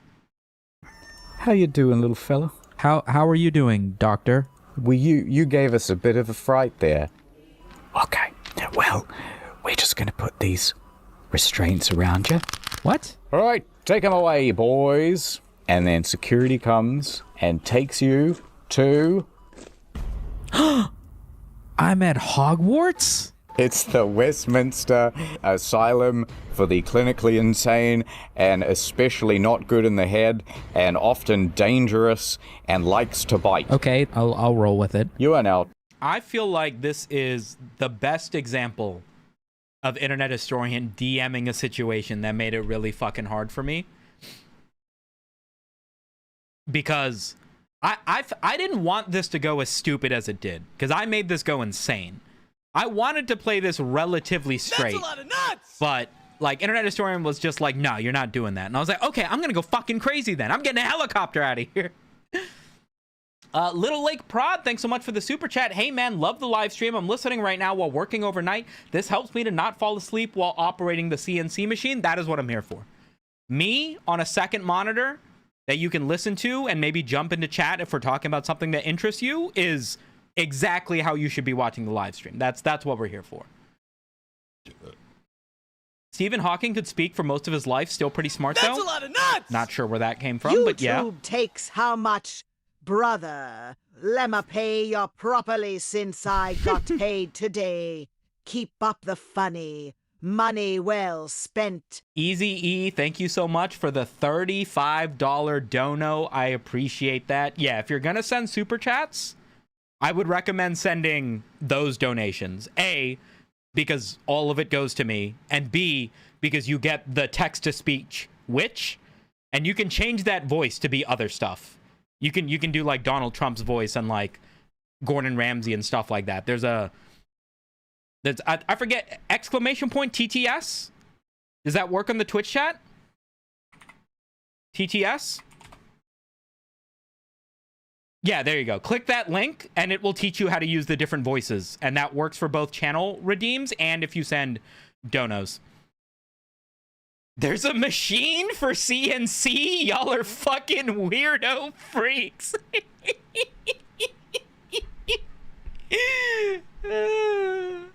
You're my favorite famous small streamer. I appreciate that, man. I'll take it. Trapped? How do you prove that you are sane and get out? Okay, so your doctor comes in for an interview. Hello. Hey, buddy. What's going on? Welcome back. Back? We're so glad to have you back. It's my first time here. Oh, is that right? Well, With very glad to... Wait, what did he write? Oh, is that right? Well...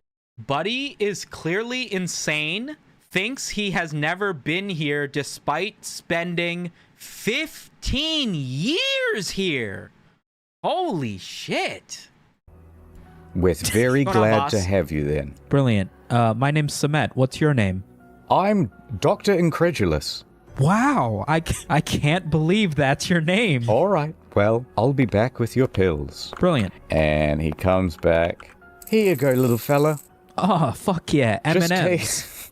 Just take these, and you'll be back to yourself in no time. Absolutely. And as I reach out my hands to grab the pills, I fucking wrap them around his leg, take him down to the ground, and choke him unconscious with the fucking window curtain.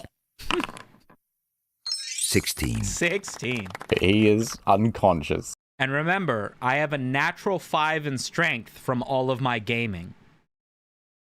The dude has spent 15 years here and they don't even remember his face? That's what I'm saying! How come Internet Historian gets to get away with absolute bullshit thinking, but I have to fucking explain every little aspect of my plan to get out of this place? It's insane!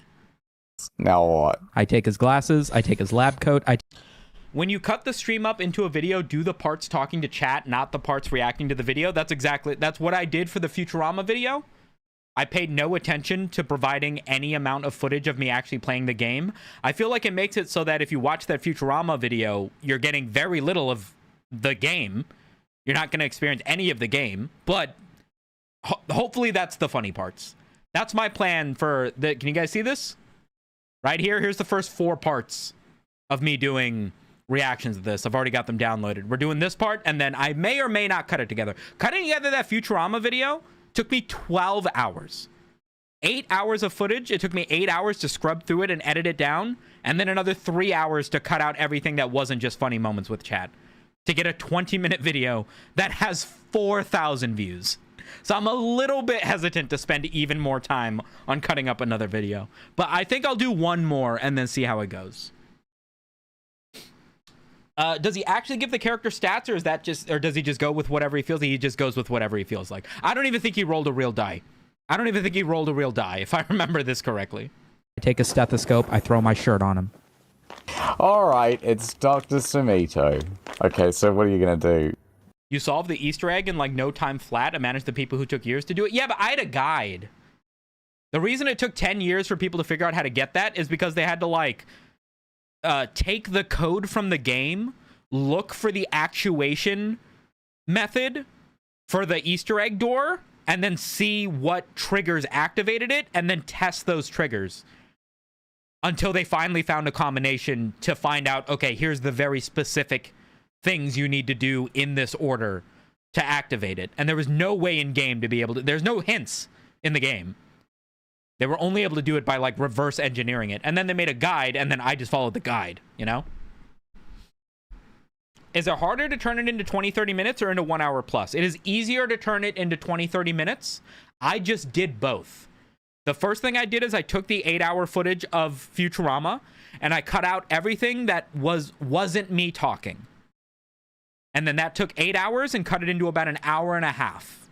And then I went through the hour and a half of me talking and I cut it into just the 25 minutes of me actually saying funny stuff with chat. Just the bits.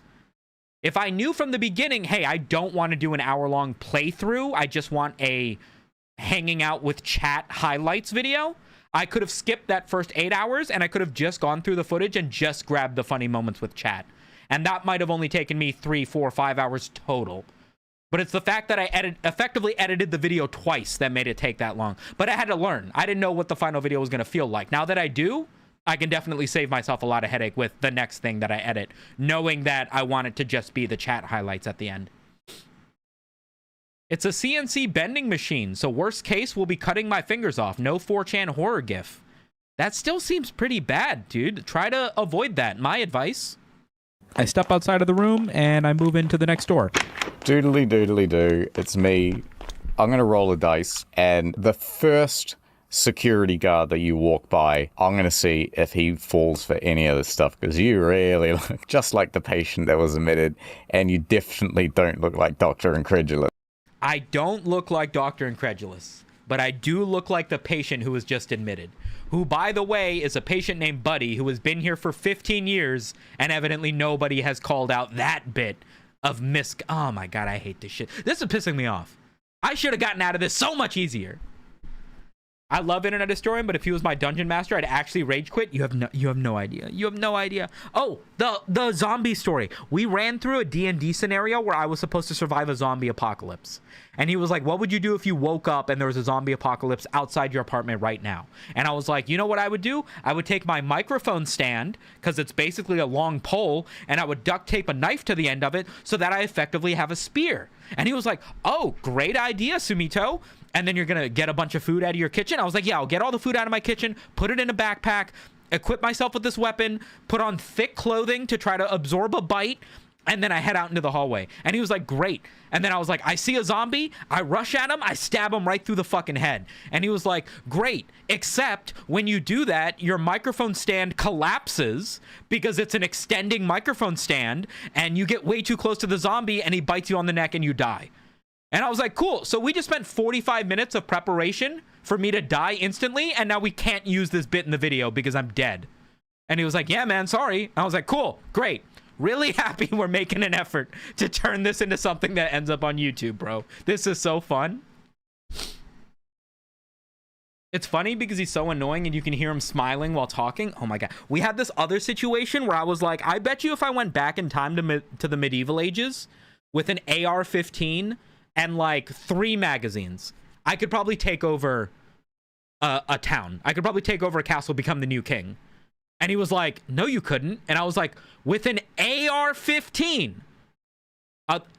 technology that these people have never seen before they've even invented cannons or gunpowder.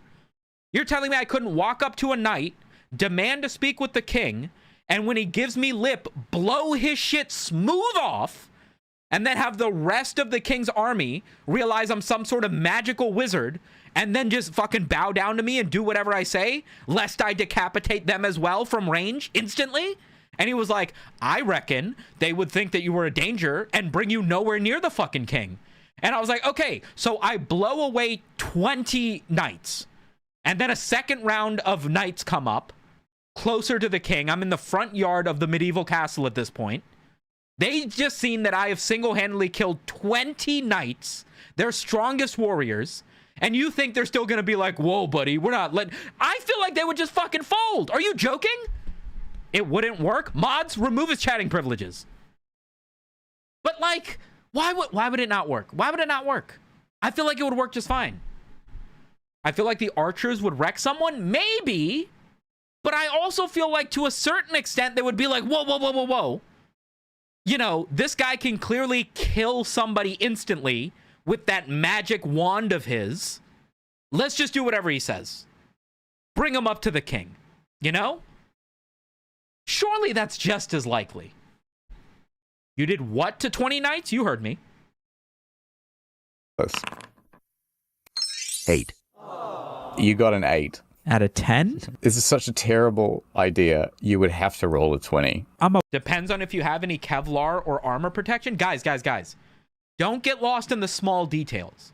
Nothing says I can't have Kevlar. Nothing says I can't be in a suit of armor myself. Nothing says that. The main premise is if you went back in time to before they had guns, with a gun, could you not probably take over, you know, a small, you know, like a castle, like one town with a king and shit? Surely the answer is not absolutely no. Surely it's not. Surely it's at least maybe. I think it would work with the town itself, but news would get out, which is probably a witch, and then they would get you that way and you would run out of ammo eventually. Here's my thing. If we went into that scenario and I killed the king, right? Or I got the king to step down because they succumbed to my superior firepower. And then afterwards, the higher ups in the town, who are all probably like the king's brother, the king's nephew, you know, family members of royalty, if they all conspired to poison me, kill me, take back the throne, reinstate the king, That's a fun scenario. I get a win, and then I succumb to my losses, and now we have something that makes it to a YouTube video. But how does just stopping me in the outskirts of the village to make a point that my idea is stupid, what are we accomplishing? That doesn't even really feel like a D&D scenario. Right? You get what I mean? When guns first came around, the initial reaction was, what the fuck, big scary noise. And people might just be brave enough to rush you, but absolutely a majority would stand out. That's what I'm saying. You give me 3 extended magazines. I'm talking 45 round clips. And I just massacre the first wave of knights. I'm talking fully suited knights on horses. Rush at me with lances, and I'm just bang, bang, bang, 30 guys in a row. Do you really think I'm going to have to go through 200 more rounds before they start going, hey, 40 people just died. Maybe we listen to whoever the fuck that is. Who's to even say if we keep sending guys out there, he's going to run out of ammo? We don't even know what ammo is. You know what I mean? Most won't realize what's going on. You're going to get trebucheted. But that's the thing. You guys are thinking that they're going to be like, oh, that guy has a gun. We have to wait out his ammo. Let's hide behind a wall or something. I feel like before guns were invented, they're just going to think I'm magic. They're going to think I'm instantaneously exploding these dudes' head with the power of my mental capabilities. They're going to have no fucking idea what's happening. You know? Surely they just surrender. Knight's armor would be bulletproof? No. Even if it would stop... First of all, no. From a 5.56? No. But even if it stops, like, the first... It would knock you off your horse. It would knock you off your horse. It would knock all the wind out of you. And any penetration from your chest plate, any shrapnel that gets through is tearing you apart. You're not getting up. Even if it doesn't kill you instantly, if it doesn't pierce you clean, you are not getting up from that. You are incapacitated as far as a fight is concerned. And you're not surviving a second shot. 100%. You would not be impervious to bullets by any means. If it makes you feel better, I'd surrender. It doesn't, but I'm happy to read that somebody's on my side a little bit. I like how you think, Sumito. Your decision has strategical tone, but he's powerful. Let's listen to him. But say you got an audience with the king. You're in the court facing the king. What are you doing? You know what's crazy? You know what's crazy? Is 3 separate instances we have run this hypothetical for a D&D scenario, me and Internet Historian, about going back in time and trying to take over shit. And only the 3rd time did we finally get to run the scenario of what would I do when I face the king. The first 2 times, he just roadblocked me with, you would never get to the king. That's my point. What would I do when I get to the king? I would blow his shit smooth off. That's what I would do. And then I would be like, who's the next in line for royalty in this castle? And somebody would be like, I'm the king's brother. Bam! Blow his shit smooth off. Who's next in line? Everybody's now hesitant. Oh, fuck. I don't know. One jokester's in the corner of the room. Hey, sir, my wife says she's the next in line. Boom! Blow her shit smooth off, right? He's grinning cheek to cheek. Can't believe that his plan worked. And then I call myself the king, right? Boom, easy. And then I'm just the king, you know? They'd be like, okay, the previous king didn't understand why all of our crops were dying. And then I would introduce the idea of crop rotation and be like, listen, the soil has different macronutrients. We need to take the wheat and we need to plant it where the vegetables are, and then take the vegetables and plant it where the wheat is going, so that you mix up what soil's nutrients are getting used. And then we have the best harvest we've ever had. And suddenly everybody realizes, wait a second, this dude who claims that he's from the future has information and technology that we could have never thought of. You're telling me that boiling the water will stop us from having permanent diarrhea? He's the best king we've ever had. Next thing you know, I rule the land without violence. Next thing you know, I'm the best king they've ever had. What then? How come Sumito, in these stupid D&D scenarios, never gets a happy ending? How come? How come I end up in a madhouse and have to get gay raped by aliens? How come that's the only ending I get? The best ending I've ever had was becoming the King of England, which I would argue is a little bit of a double-edged sword, and was a little bit cursed because the queen died a month later. Surely it's a little bit bullshit. A little bit. Come on. I'm a brown guy in a... You did well when you robbed the bank? To be fair, that is the best I've ever played a scenario. That was me at my best. Lab coat. Who the fuck is questioning me? Alright, stop right there, criminal scum. Who are you? I quickly glanced at his badge. What's his name say? I'm a security guard working for the hospital. I don't have no names. I'm a face without a name. I'm a bit of a rogue I don't agent. believe that. I'm Dr. Incredulous. What's your deal, man? Alright, you can have my name. It's Liz. Let's do this. Let's do this, And yeah. I'm ready to do this. I know. Let's do this. We've met before, don't you recall? Don't tell me you've been sampling some of the pills we've been giving the patients. Listen, I've been working here the past 5 years. 5 years, yeah, I know. In fact, Dr. Incredulous is the godfather to my children. Of course. I know what Dr. Incredulous looks like. You think and you I wouldn't are know? not. I think if you shot the king, you're still continuing the violence, but I like the enthusiasm. My thought... Listen, I could go diplomatic at that point. I could try to talk my way through it. But you have to understand, this is several hours of me only being able to get to that point in that scenario by blowing people's heads off their shoulders. At this point, there's only one thing that I know has been working. You know? If I get a little bit too diplomatic there, suddenly I get met with, the king doesn't believe you and has you beheaded. You know what I mean? You gotta act fast with this shit. If you're not as smart and moving as quickly as Internet Historian is, you're just gonna succumb to the restraints of the scenario, you know? It's something you learn after being a stupid fucking character in this D&D world for long enough. Is you gotta move fast, break walls, and ask for apologies later, you know? Him. Why don't you claim to be a new doctor or something? Why do you claim to be the same one that people see every day? I can't believe this is the roadblock we're bumping into. What's it matter? So listen, I'm gonna... What's the worst technology you could bring from today and still use it to become a king or a lord? The worst?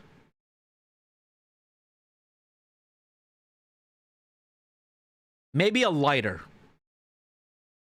I think you could maybe get away with a lighter and just like walk up to a field and be like, you guys don't have a truthful king.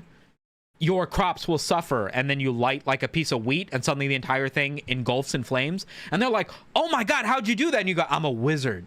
I can bring forth the elements. And then you just do that a couple more times by like burning somebody's house down or like setting a guy on fire in the middle of a dinner party when they're not paying attention. And then suddenly they'd be like, oh my God, he's a fire witch, you know? Something like that, maybe, you know?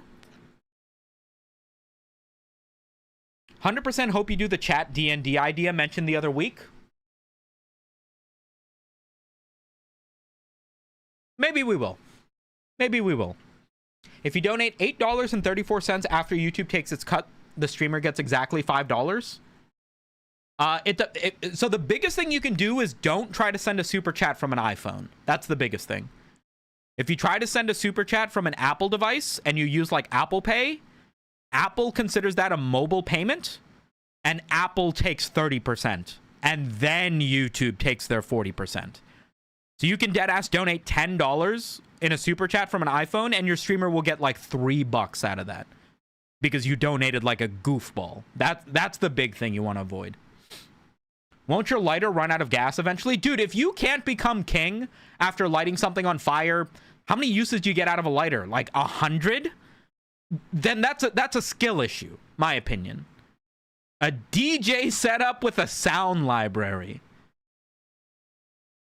Maybe. I'm gonna let you off this time, but I want you to do one thing. That's a lot of nuts! Toxic Panacea, thanks for the super chat. There's no $8.47 function for me. I appreciate the $10, broski. Thank you so much. Let's do this. See, the thing is, you're probably still a very dangerous mental patient. And so I need you to do a whole therapy session in order to cure yourself. That's a trap, but sure. Suddenly you're in the therapy office. Why not? Why don't you have a seat over there in the chair? I think it started when my mom's standards dropped and she met my father. Could I ask? I'm a little confused. Why am I in here? What makes me crazy? Well, you know, it's a multi-factor thing. Let us begin with what you are wearing. Next. I saw a post on Reddit that was like trying to call out this video for using AI because there's a very clearly AI doctor in this. And I do not know why the editor would make this mistake. Because Internet Historian doesn't use AI for his videos, like in pretty much any regard.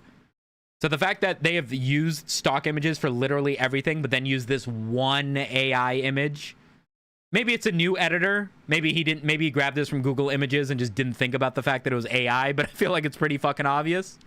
But they got some shit for this decision making here.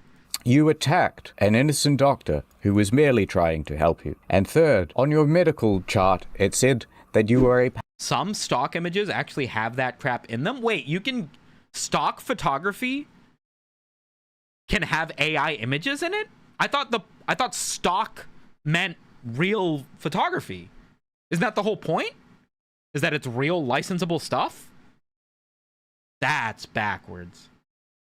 Paranoid schizophrenic with gingivitis. No, the incurable disease. Yeah, so what if I agree to brush my teeth and stop attacking doctors? That should cover most of that, no? Wait, do you think brushing your teeth will cure you of your craziness? I have considered this many times. I would not want to be the king because the king is the one who's blamed for all their problems. I just want to be the wealthy, powerful court technology provider. That's not bad. You're not wrong. That's not bad. I just feel like as a king, like even if you do get blamed for all that stuff, it's like, what are they going to do? You know, you're the king. And like, I imagine with all of the future knowledge that you have, you know, maybe you go back in time with a backpack full of books about medieval technology and how to improve upon it, sort of thing. You know, like water wheels, irrigation, you know, more sophisticated bricklaying technique, stuff like that. You could probably get away for like one generation of being the best king ever, I think. But it's like, if you fuck up and you're like a wealthy landowner or something, like the king could just like commandeer your shit. You know what I mean? Legitimately, if you brought back a farmer's almanac, you could drastically change the course of history. That's what I'm saying. For one village, I'm not saying take over the entire country. Remember, when I say king, I don't mean the king of England. I mean one castle, one town, all within castle walls sort of thing. You know, like King's Landing in Game of Thrones. Like that city. Just running that, I feel like you could get away with just knowing the most practical, sophisticated agriculture techniques.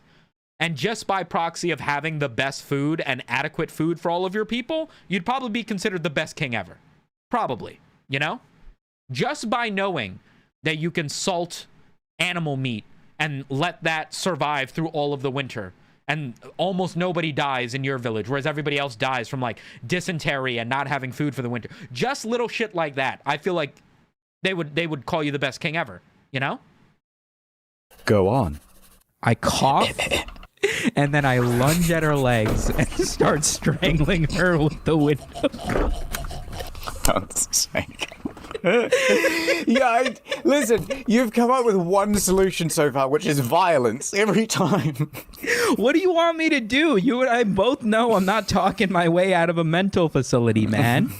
Listen, I want to get better, doctor. I want to get out of here and go see my family and my internet friends that are definitely real. Well, luckily for you, we just have this brand new pop quiz that you can take, and it will determine if you are crazy or regular. Give me the quiz. Wouldn't a healthcare professional never use the word crazy, by the way? IMO being seen as a wizard would put you in a good spot, automatically employed by the king because they're scared of you, but would also give advice about science stuff. I would be okay with being like the Grand Meister. Yeah. Meister? The doctor guy? Bring the king a heavy, old, unique medallion made from uranium and play the long game, maybe? I mean, if I bring him an object that kills him, they wouldn't just make me the king. They would probably kill me for giving him the object. Okay, so here's the first test. What do you see? Okay, I see Kermit the Frog bussing it down sexual style. He might be a quirked up white boy goated with the sauce, maybe? Congratulations, that's exactly right. Well, you've passed number 1 of 3. All right, 4. Getting out of the insane asylum. This is question 2. If 3 kids can eat 3 hot dogs in 3 minutes, how many minutes would it take for 100 kids to eat 100 hot dogs? This is ridiculous. The number of people in the comments that were like, surely it's 100 minutes. It would be 300 minutes, wouldn't it? The comments are fucking idiots, bro. Can I, hold on. I'm going to load a bunch of comments and I'm going to search the word minutes. Minutes. It's 100 minutes, man, he said with such confidence. But the fact that a 30-minute episode... Oh, no, that's something else. It's 100 minutes, man, the confidence that made his answer correct. Wait, what? Am I wrong? 3 kids can eat 3 hot dogs in 3 minutes. How many minutes would it take 100 kids to eat 100 hot dogs? What? Am I stupid? It would still be 3 minutes, wouldn't it? Did I say 100 minutes? No, I didn't. Dun, dun, dun, dun, dun, dun. Would you like to phone a friend? Can I ask the audience? Or 50-50. Can I phone a friend? We don't actually allow phone calls. Yeah, all right. Who do you want to fucking call? Can I call my buddy Sammy, the helicopter pilot? That's what we call him. All right. Sammy, I'm in the mental asylum, man. Come smash in the window and helicopter me out of here. Don't you want to ask me how many kids can eat how many hot dogs? You've only got like 30 seconds left on the clock. It's 100 minutes, man. Just get the helicopter around to the backside. Oh, I said 100 minutes to Sammy to be funny. To like give a meme answer because I was on the phone. I give the right answer to the doctor though. Oh, you know what it is? People think I did this and then they edited me doing the right answer. That's what they think. They think I actually thought it was 100 minutes. They think I'm an idiot. That's what's happening. Okay. Fair play, chat. That's my fault for playing into my character. Side. They're gonna bring me to the padded room. I need you to smash into the side of the building and get me out of here. Maybe bring 2 helicopters. Okay, fine. Let me roll for that. 13. You got a 13. All right, I guess that means that Sam's on his way. I'm confused on the math. Is it 300 hot dogs eating 100 children and it takes 420 minutes? Yes. Yes. Wait. It takes 3 kids 3 minutes to eat 3 hot dogs a piece. 100 kids would eat them in 1 minute. No. No. No. It takes X kids, X minutes to eat X hot dogs. Right? So 3 kids would eat 3 hot dogs in 3 minutes. 10 kids would eat 10 hot dogs in 3 minutes. Because it's the same number of kids eating the same number of hot dogs. 100,000 kids eating 100,000 hot dogs would still take 3 minutes.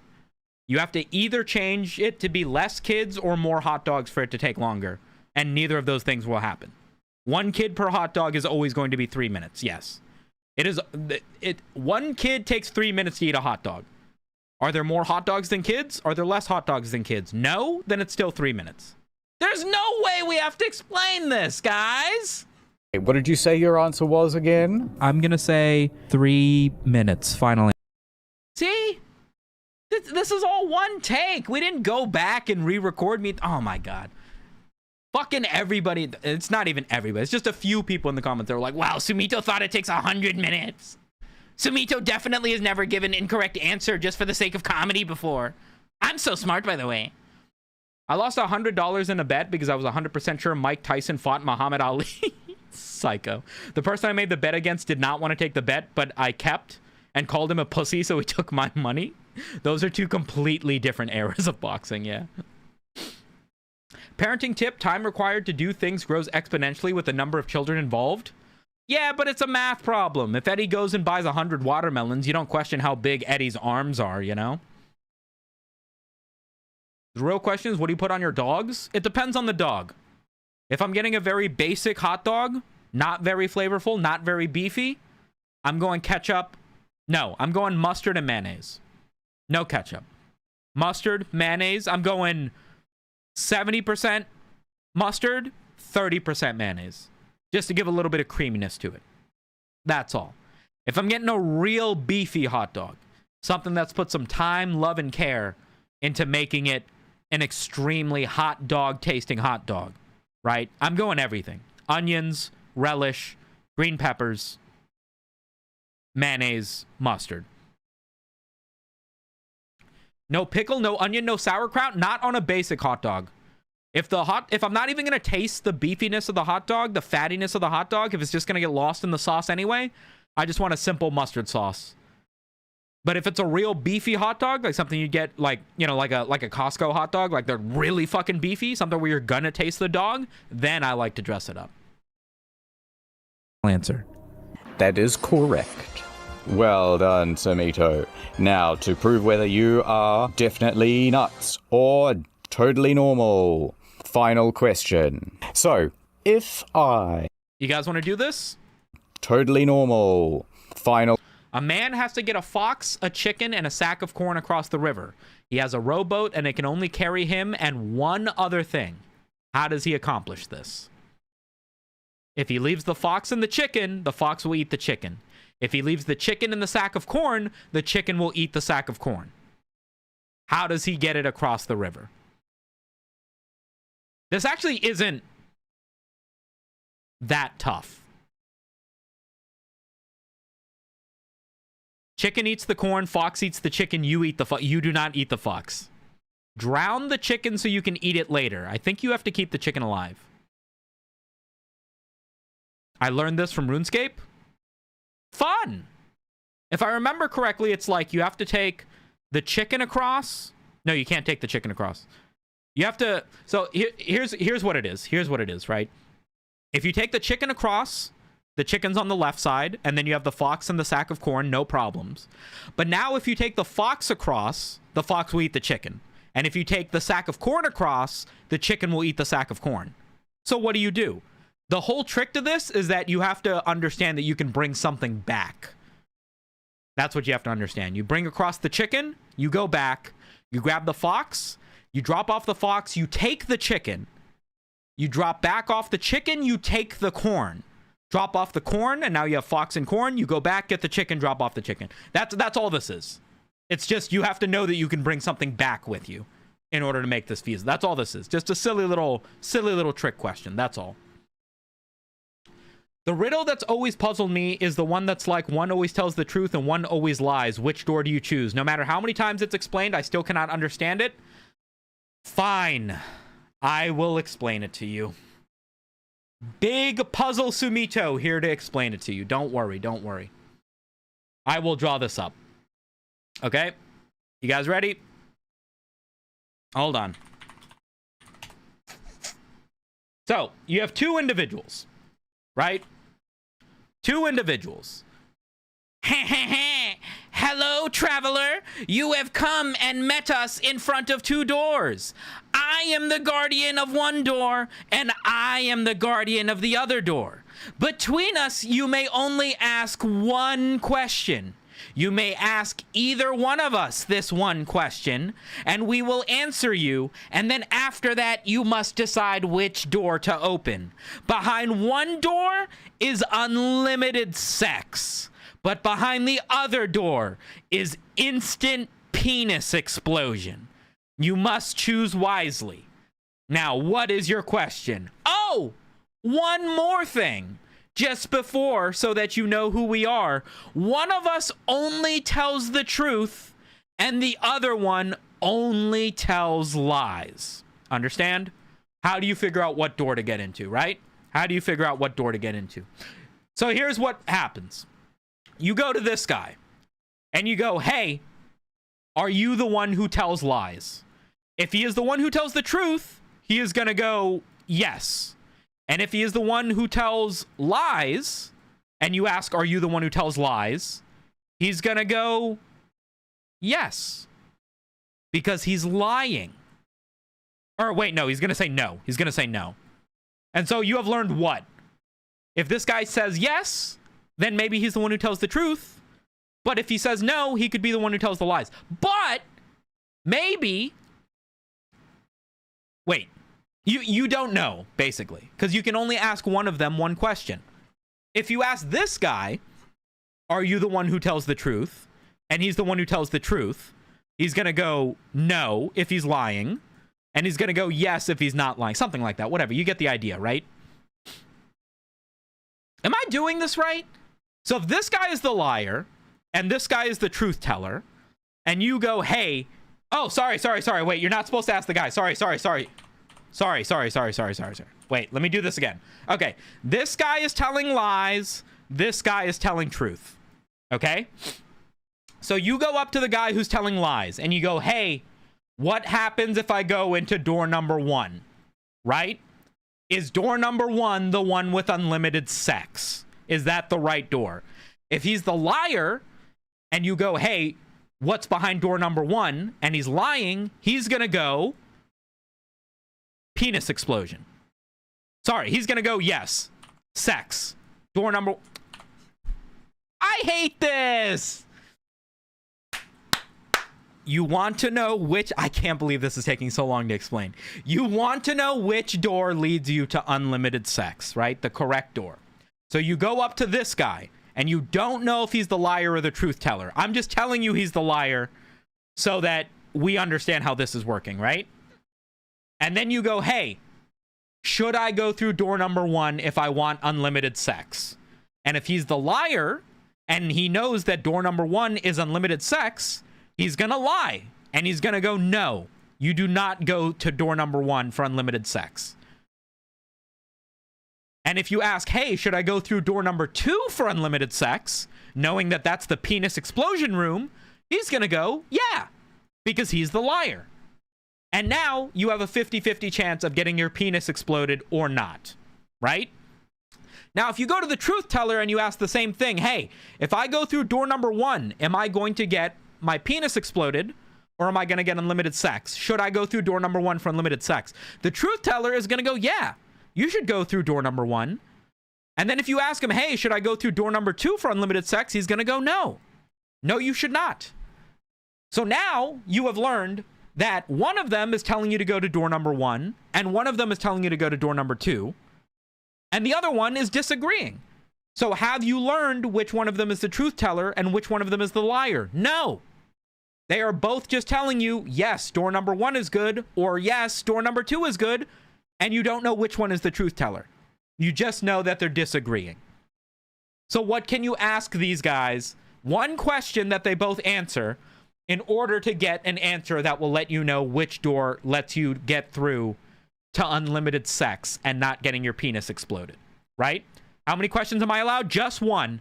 And you have to ask them the same question. So you're basically asking both of them one question at the same time. That's a lot of nuts! Toxic Panacea, thanks for the super chat. Just ask if they've ever been to Epstein's Island and gauge how uncomfortable they are. So here's the solution. The idea is that you get stuck thinking about this for a while. Because if you ask this guy, hey, which door leads to sex, you're going to end up with both of them giving you different contradicting answers. And if you ask this guy, hey, which door leads to penis explosion, he's going to go, well, they're going to give you the same two answers. Also, if you ask the liar, hey, are you the truth teller? He's lying. So he's going to go, yeah. And if you ask him, hey, are you the liar? And he is the liar, he's going to lie to you, and he's going to go, no. And then if you go to the truth teller and you go, hey, are you the liar? He's the truth teller, so he's going to go, no.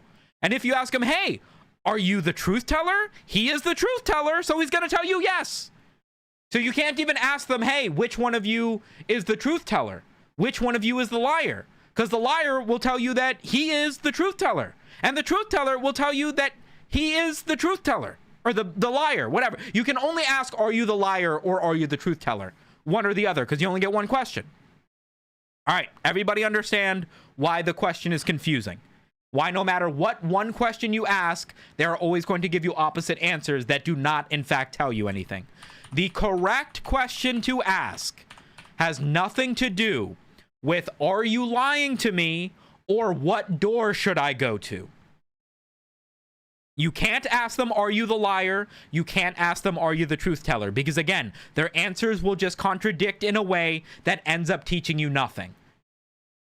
Right? So, the question that you ask is, hey, See you, Little Lake. Thanks for dropping by, buddy. So the question that you ask is this. You ask the one question, what will your brother tell me if I ask him to tell me the truth? Or something along the lines of, will your brother tell me a lie? The other guy. What will your brother respond to me with? Will your brother tell me door one? Any of that. Ask them to say what their brother will respond. So let's go to the liar and let's assume that we ask, hey, will your brother tell me that there is... let's just say number one is good, right? Will your brother tell me that room 1 has unlimited sex? And it does, right? Room 1 is the good room. We go to the liar. Will your brother tell me that room 1 has unlimited sex, right? And if I ask brother 2, will room 1 have unlimited sex? He's the truth teller, so he will say yes. And so the liar, knowing that his brother will say yes, has to lie, and he will say that the brother will not tell you there is sex in room 1. Right? The same question asked to the truth teller. What will your brother tell me? Will your brother tell me there is unlimited sex in room 1? There is unlimited sex in room 1, so the lying brother has to say no, because he's lying. And the truth teller has to say no, because he's telling the truth. Will your brother, the liar, tell me room 1 has unlimited sex? He will say no because he's a liar, and I will say no because I'm telling you the truth about him being a liar. Both of these guys will answer no. And now you have learned that room 1 has sex. Because they've now both given you the same answer. What about the opposite? What if I say room 2? Hey, lying brother, if I asked your brother, will room 2 give me unlimited sex, what will he say? Room 2 will not give you unlimited sex. It's penis explosion. The truth teller will say no. There is no sex behind this door. And the lying brother needs to lie about the fact that truth-telling brother will say yes, or will say no, so he will lie and say yes. My brother will tell you there is sex behind room door, because he is the truth teller, and he will say that you will not, and so I must say that he will. Correct. The truth-telling brother, same question. If I ask your brother, will there be unlimited sex in room 2? The lying brother will say yes, because that's the penis explosion room, and he has to lie. And so, yes, there will be sex behind room number 2, even though it's penis explosion, but I am the liar. So he will say yes. And then the truth-telling brother, because his brother said yes, will also say yes. My lying brother will tell you that there is sex behind room number 2. So now instead of them contradicting each other, they have given you the same answer in revealing what is truly behind room 1 and room 2. Does that explain it? I cannot believe this took so long. I cannot believe this took so long. Everybody understand? Poggers? Both danger equals yes. So you can also ask, will your brother lie to me? But that's a little bit tougher to explain with the doors, so I just went with the doors. But you can ask anything, but you just need to ask what the brother is going to say, rather than what the person you're talking to is going to say. And then that removes the fact that they contradict each other, because you're like multiplying two negatives. And so instead of getting 1 and -1, you end up with 1 and 1. Does that make sense? I literally feel like my mind has been exploded. Years of questions just being answered. Generational run. Beautiful. You're welcome, buddy. That's what I'm here for. Question. So, if I was to... Listen up, Samito. This is not the third question. I need your help. The CIA, they're coming for you. They put a microchip in the back of your head. This was... If you can only ask one question, you're fucked? Well, no. You can only ask one question, but you're asking both of them the same question. Both of the brothers get asked the one question that you have. So in that scenario, you could see if you ask the lying brother, hey, should I go through room number 1? Is it safe? Both of them will answer no. And then you know that it's safe.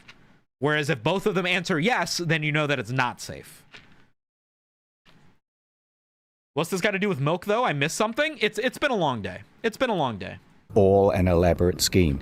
They're trying to silence you, Samito. They're coming for you. You are the chosen one. Quick, take my gun. It's in my top drawer in my desk. When I say, Are you ready for question 3? That's when you have to act. Samito, you have to save the world. All right. So, Samito, are you ready for question 3? Yes, What do you do? I do not get up and go for the fucking top drawer that's obviously fucking laced with nerve gas or something, man. This is too obvious. You can see she's holding this smile on her face, but she can't like hold the muscles for too long. It's becoming a faker and faker smile over time. Oh, for the love of God. Okay, I get up and go to the fucking top drawer and fucking save the world. Oh no, Samito, it was a trap. The nerve gas releases from out of the drawer. Oh no, what? Looks like you failed the test. This was the test the whole time? Who could have fucking guessed? Oh no.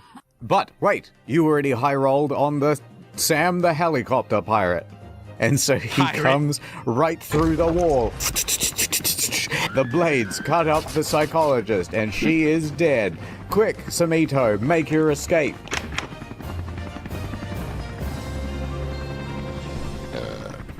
What does this have to do with cooking? Thanks for watching. Brilliant. Brilliant. Chat, what do we rate that one? From 1 to 500 billion. What do we rate cooking?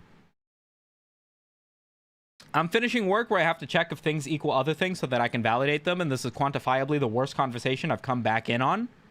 Yes, but at least you're able to quantify it. So we have one more in the field. Technically. It's not really an in the field. It is, what's it called? Rejected. Look at that. Look at how much more they were able to... Which I am in. I don't know how much of this I'm in, is the thing. I don't know how much of this I'm in, but there are some bits of me in it. 6 or 7? Really? From a scale to 500 billion? Come on, man.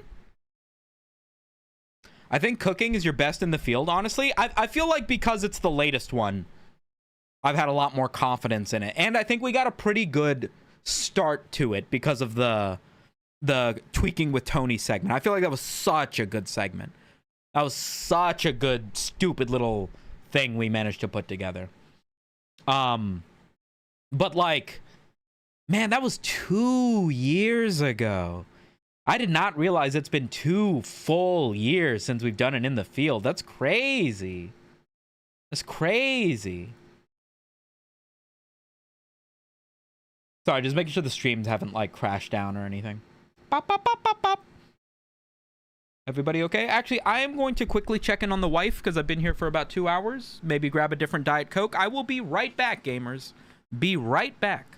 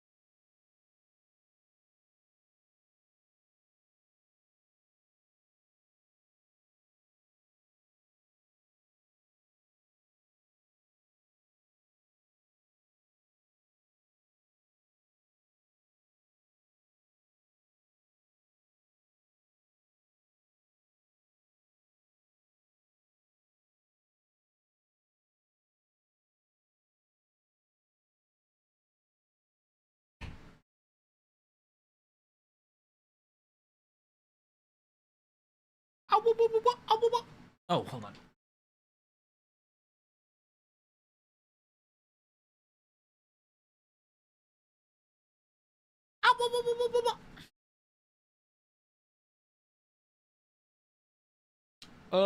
What's going on?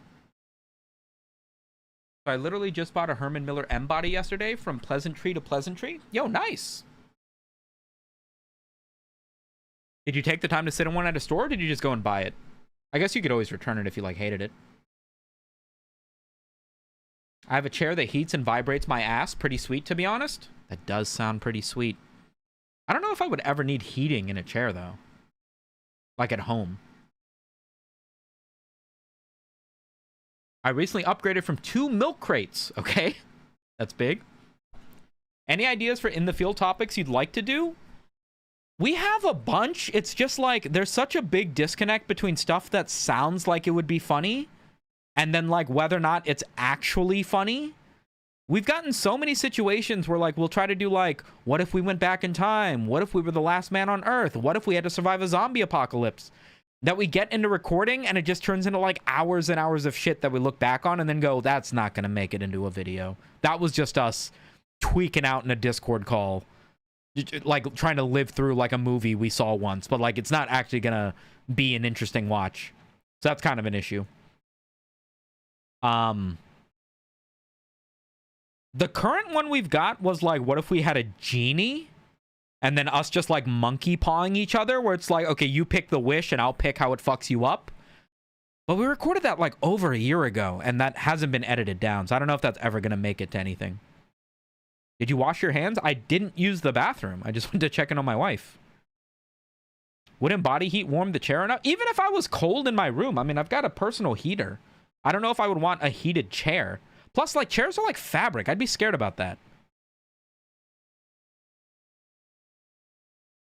You watch more Pegasus? I don't know who that is. Oh, you got it from Facebook Marketplace, right?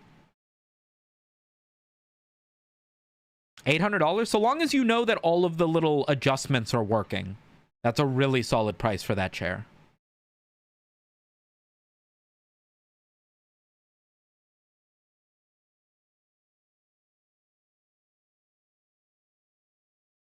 It's effectively boiling my junk so that I save on contraception. Oh, poggers. I didn't ask if you used the bathroom. I just asked if you washed your hands. Okay, no, I didn't wash my hands after not using the bathroom.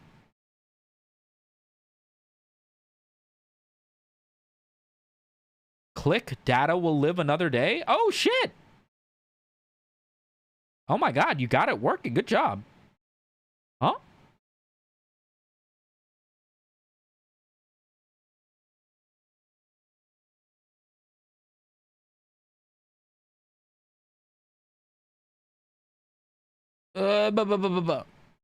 We get 2 million requests a month for free? That's a lot.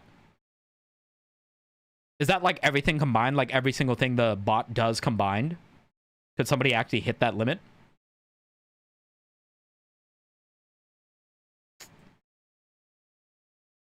My ads on YouTube are insane right now. YouTube wants me to gamble, sell my clothes, and then post about it on Instagram and TikTok.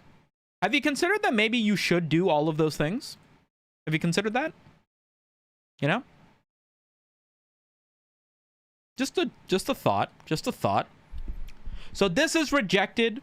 This is all the bits and bobs from In the Fields that don't make it into the In the Field. Or the best versions of those, I guess.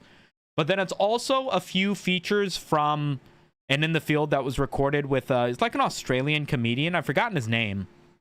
That Internet Historian recorded with, but I guess like it wasn't good or funny, or he just didn't want to upload it. I don't know.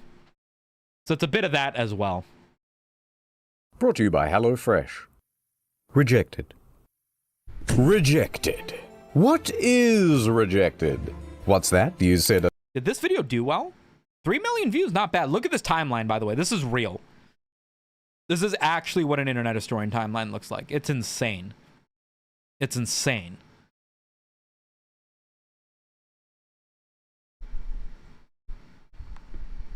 Aussie Man reviews? No. Lewis Spears. That's who. Lewis Spears. Bro said many kudos. No. The swear. Rejected. Unfunny joke rejected. Oh, I bet you thought that anecdote was pretty funny. Would be a shame if someone slipped it into the rejected folder. You're rejecting me? Me? Do you have any idea who I am? Because I don't. Please help. Will you be my mom? What if we kissed in the rejected clips? Do you think the other in the fielders will pick up this trend? What trend? Reacting to the in the field? No. Every other in the fielder actually has a successful YouTube career. They do not need to scrape bottom of the barrel reactions the way that I do. And I never posted it. Oh no. All this and more on this episode of... How has this not become a meme? Oh no. How have I never seen this image anywhere on the internet? What the fuck? Internet historian when something interesting happens on the internet and he realizes he has to make a video about it in the next 3.5 years. Oh. All this and more on this episode of In the...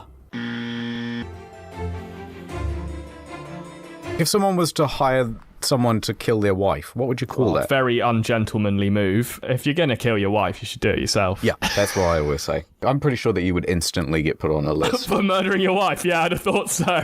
Well, no. So if you look up, like, how to make a bomb, I reckon you might not necessarily be put on a list, because I think there are so many people that just want to know. Yeah. And also, there's so many reasons that you'd want to know that information, not... This feels like internet historian just trying to explain why how to make a bomb is in his search history.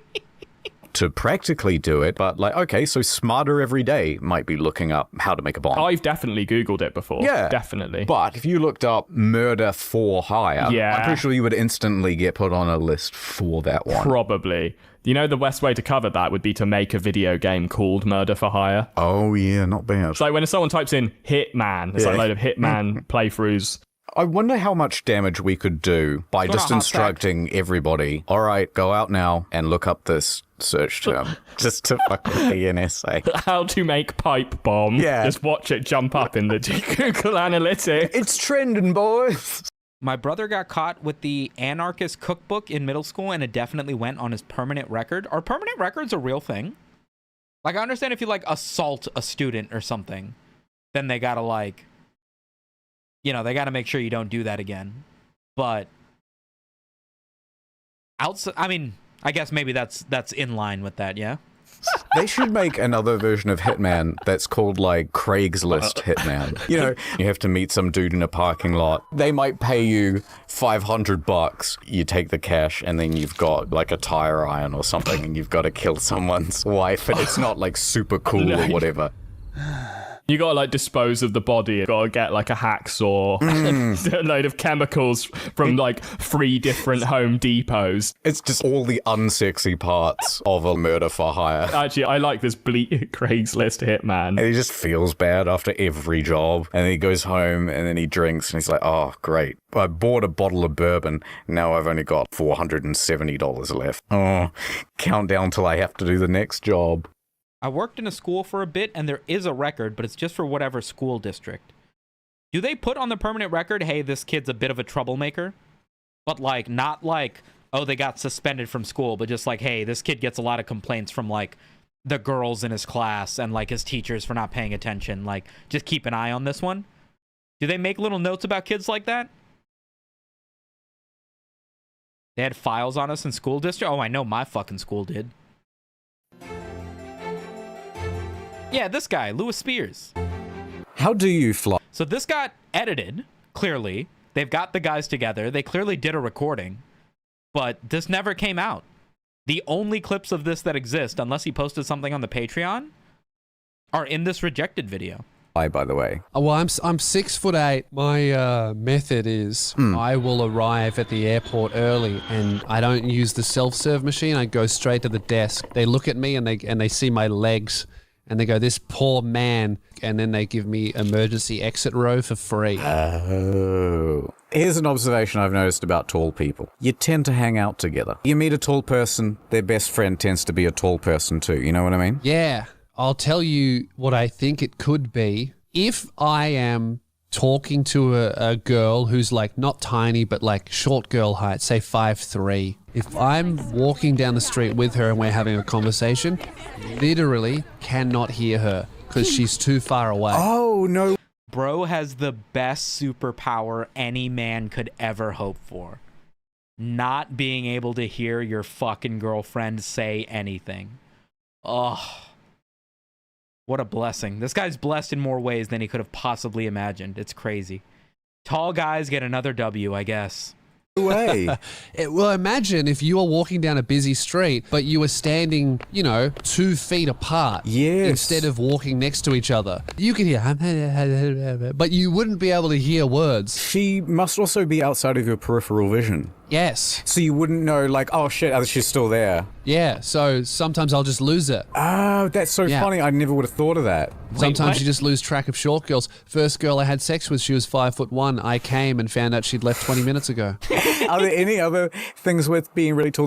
They had groupings of teachers in middle school for us. If you were a class clown, you got the most strict teachers. If you were smart, you got more relaxed teachers. Bad students got bad teachers. One thing I noticed that I really disliked about community college was like, this was even in the 1 year that I took at an actual 4-year college, is like your professors are everything. If you get a tough professor, like I had a tough professor for like, I don't know, Calc 2, like one of the harder math classes for me, I guess. And I failed. Could not, because they had like a 100-point system and they had tests every 2 weeks. So like if you were bad at something, you would just keep being bad at it. And then I had another professor who had way better ratings on like ratemyprofessor.com that I took the second time. And I got a B+ because that teacher only had quizzes instead of tests every 2 weeks to test you on it. And the tests were like 80% of your grade with the first professor, but the quizzes were only 10% of your grade. And attendance was 50. Completely different rubric. So you would get a C for just showing up to class and failing every test. You would still get a C. So it was very easy to pass the class, whereas it was basically impossible with the first teacher. You could show up to every class and attendance didn't really matter. But if you weren't getting good scores on the... You see what I mean? And it's crazy that both of those give you the same college credit. Stellar, thanks so much for the jewels. And Deucepen, thanks for the 28 months, buddy. Ow! I did a state school and failed a class because I wouldn't buy the teacher's book. It had the Scantron for the final in the book. Yeah, I never bought any textbooks. I always used online repertoires for as many textbooks as I could. One class, we had our first test, which was at the end of the first half of it was a midterm, right? And to log into the online test, a test we were taking online, you had to use a code that was only provided in a new textbook. You couldn't use a pre-owned textbook because it wouldn't have the code because the other student would have used it. So I show up to the thing and I'm like, how do I take this test? And she was like, oh, you need to use the code in your textbook. And I was like, I don't have a textbook. And she was like, how have you been doing all of the homework I've been assigning? And I was like, I haven't. The homework is only 10% of your final grade. I can still get a B in this class without doing the homework. So I haven't been. So I had to run to the bookstore, buy this textbook, $450, come back to the computer lab. I only had 15 minutes left, popped in my answer thing, whatever, had 15 minutes at the end of this hour-and-a-half long testing period, got a 98% on my midterm, and then passed this class. So my attendance, I had never shown up for class before. That teacher didn't know I existed. Didn't matter. It was 5% of your grade. The quizzes / homework were only 10% of your grade. You only need a C.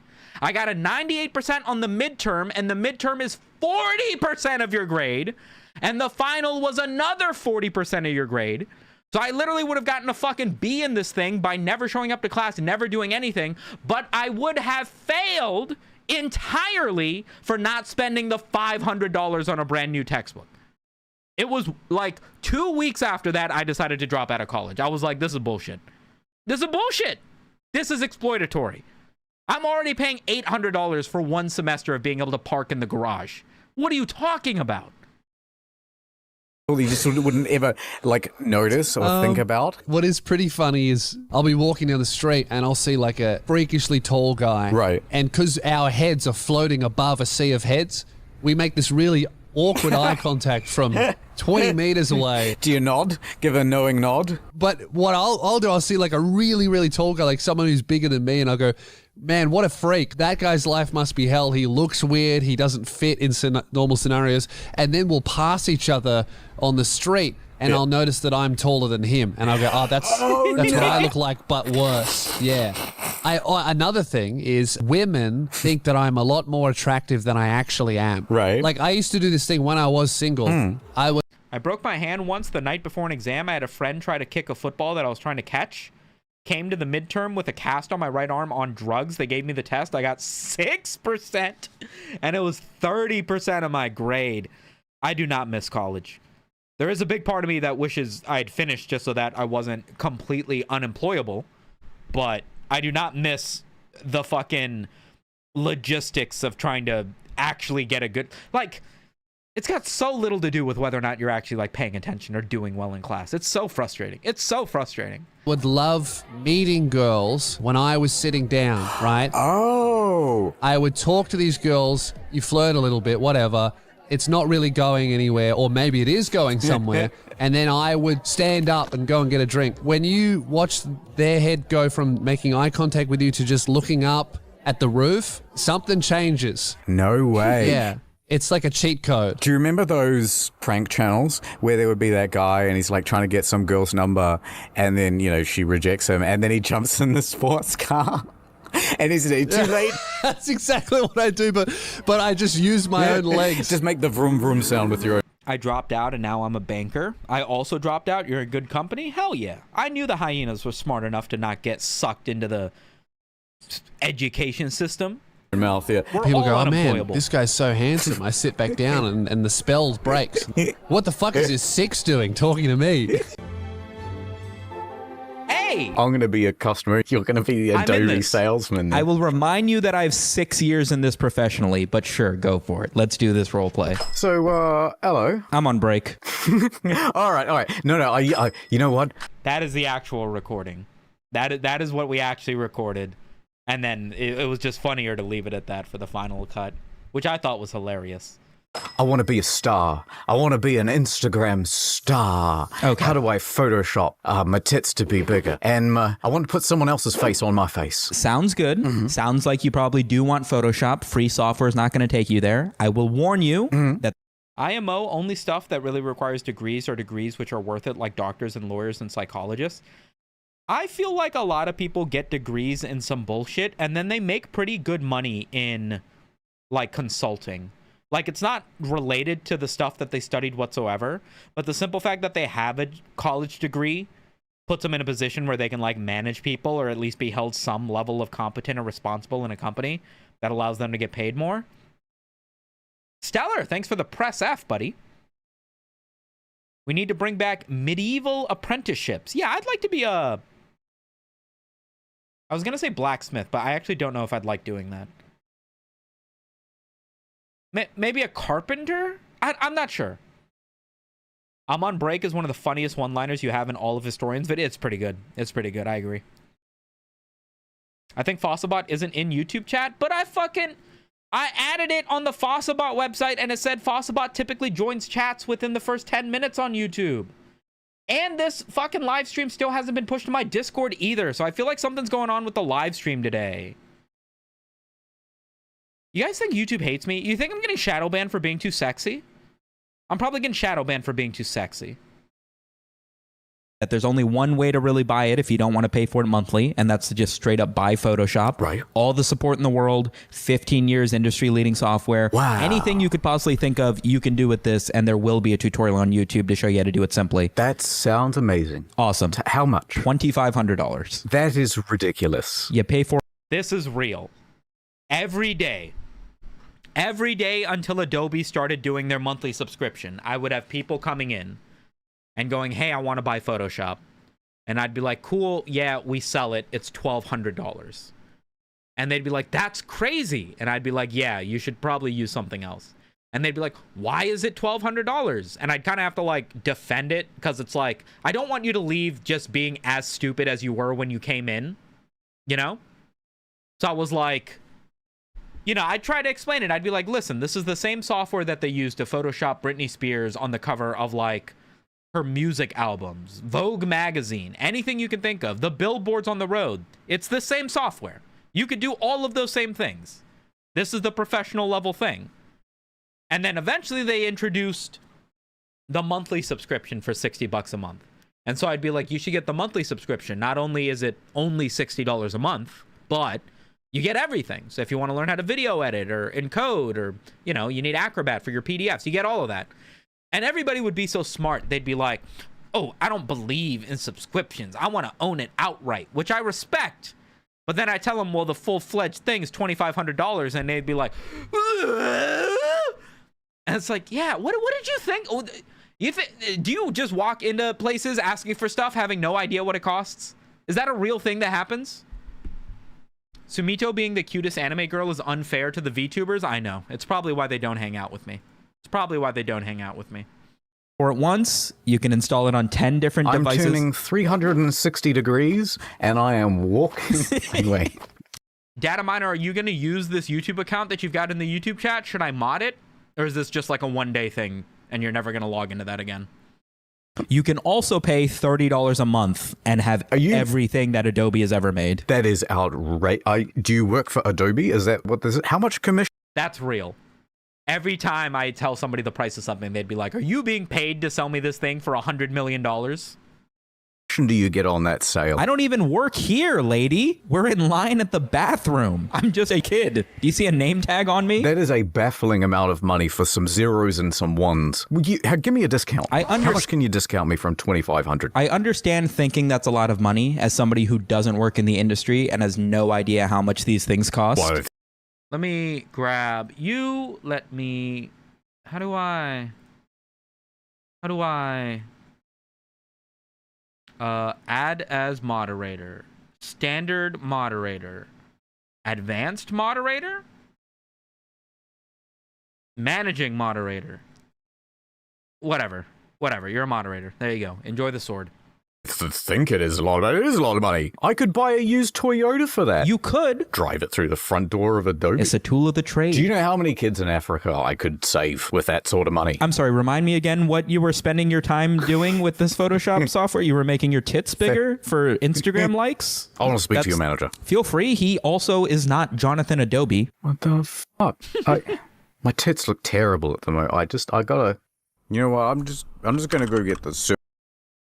You're not getting shadow banned. In fact, people are losing their attention span, and when the algorithm doesn't push you on their feed, they forget you exist. YouTube's wild. That is one of the most frustrating things about YouTube, because you're right. And you would think with how sensitive people are to, like, if you don't see a YouTuber that you watch upload for a couple months, they literally leave your existence. You'd think YouTube would make a bigger effort to make sure that when you upload a video, it gets to everybody who wants to watch it. The fact that you could have a slightly not as good title or thumbnail and it suddenly only get 10% of the views that it normally gets, and now 90% of people are thinking you didn't upload that week, and now you've disappeared from their fucking, field of view being their homepage on YouTube, you'd think that would make a little bit more effort to making sure that everybody sees your fucking uploads. I don't know. Maybe it's just me. Surgery. Bad Bime. Get meals delivered, bro. 5% off. Plus free shipping. The kitchen. That's a shield, not a sword. Oh, right. It's a shield on YouTube. It's a sword on Twitch. Yeah. Mod Fossilbot. Can I figure out how to do this? In like 1 second? Settings. It's here. It's a linked channel. Channels/manage.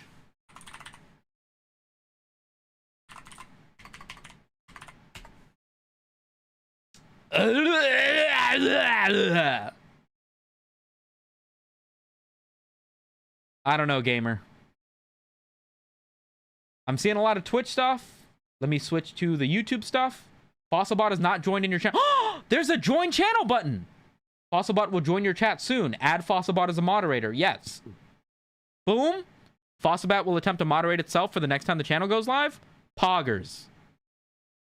Okay, all right, I guess it was just 2 buttons. There we go. The kitchen environment is very different. In a gastronomic kitchen, I think many people don't realise this. It's a bit like an orchestra.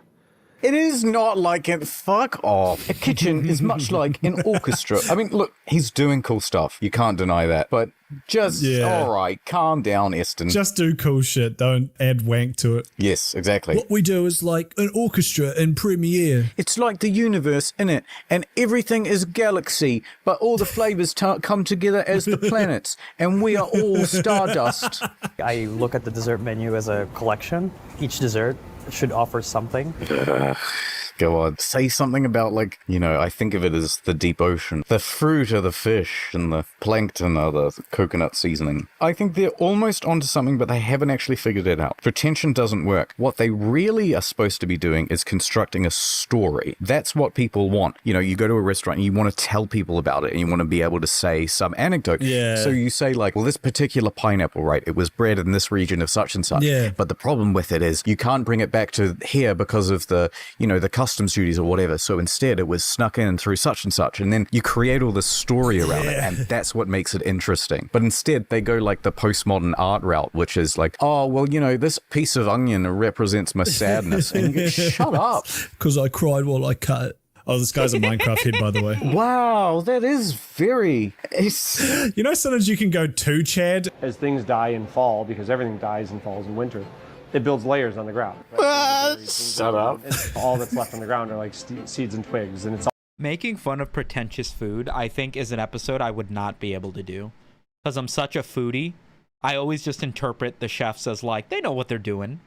I think it would be hard for me to be like, shut up, you idiot. Cook the food. That'd be hard for me to do. I've also never had like a fine dining experience. So like, maybe I'm more of a layman than I'm anticipating. It's all very dark. You know, nothing's fresh on the dish. I mean, like, it looks good, but... Yeah. It's an interesting idea, but there's a lot of like, all right, just maybe pack it in a little bit. And from that point, we start exploring seaweed. We start exploring the seaweed. It's an experience, not a restaurant. Yeah, that's what I tell women when they don't come. This isn't sex. It's an experience. Shut up. We're gonna bring it No, sir, you eat it. And this time of year, seaweed's awesome. The water's colder. The seaweed's really light. Oh, I thought that was saffron. I thought he was just like dunking the shit out of a kilo of saffron. They'd be like $6,000 worth of saffron. Grab a big handful of it, or a pretty moderate handful. My name's Stellar because we are all Stardust. I needed to hear that today. Thank you. Thank you. Put the fries and the edible seaweed and truffle in the bag, bro. I eat to enjoy and I eat to get full. That's why I drink milk. We're back to the milk. Holy fuck. It's been buzzing how it changes from like wow, look at that. I think once you get a couple courses in, you get comfortable. You get comfortable. But wait, here's again, Tay's going to mix it up. This doesn't really make sense. Cool. Sludge. Basically crush it But wait, it gets better. So it looks like a spoonful of dirt. They put dust on it. Yeah, no, it does look like a spoonful of dirt. You know, little things like that gets diners re-engaging with each other. Shall we re-engage? Look, I just want to take my wife that I hate to a $400 restaurant and not talk to her. Thank you very much, sir. Yeah, I'm going to need you to print another receipt. I ate the bill. All right, the Philosopher's Stone. Nice, Philosopher's Stone. Capable of turning base metal. That's the exact excuse the Starbucks CEO gave for the price of their coffee. She said that people are there for experience and to make connections with the baristas. Not to side with the CEO, because Starbucks should absolutely be paying all of their baristas more money. Right? But I did read something in one of those, you know, financial, how to become a millionaire sort of LinkedIn posts or something that was like, Starbucks doesn't sell coffee. Starbucks learned very early that people don't want a cheap coffee or a good coffee. What they want is a milkshake, some sort of delicious dessert that they can think is a coffee and therefore tell themselves is healthy, and then have a socially acceptable place to sit, browse their phone with air conditioning that gives an air of productivity. And so Starbucks doubled down on making more locations, having lots of places to sit, and making most of their drinks just super sugary and calling it coffee. And that lets adults with expendable money just throw their money at something to have something to do. And I was like, oh, that's so true, actually. That is so true. That is exactly what they sell. Ultra fine dining is only worth it In the same way as going to a fashion show, you taste the food and it's good, but it's never been worth $1,600 a seat. I would love to try like the French Laundry experience or something like once in my life, just to get like a real nice fine dining experience. But I don't think that's like an everyday, every meal is going to be this extravagant tasting menu sort of person. I don't know if I'd ever be that sort of person. It's crazy what people will accept if you say it with enough confidence. Used to go to media art classes and just lie. They loved it. Let me see if I can give this a try. I have an 11-inch penis. Was that confident? Did you guys believe me because I said it with confidence? 2027 Sumito fans fancy food meetup? I'd be down. I think if I got to the point where I was a big YouTuber, like millions and millions of subscribers, I think one of the funniest things I could do would be unique live shows. But instead of a live show where it's like you show up and I have a bunch of YouTubers come on stage with me and we do like a live podcast, it'd be like a tasting menu where it's like we make like a fake restaurant or something like that. And like you still buy a ticket, you come and you meet me, but it's like this complete other shit, you know? Rent out a bar for a day and just do like a dive bar experience with like crazy drinks, you know what I mean?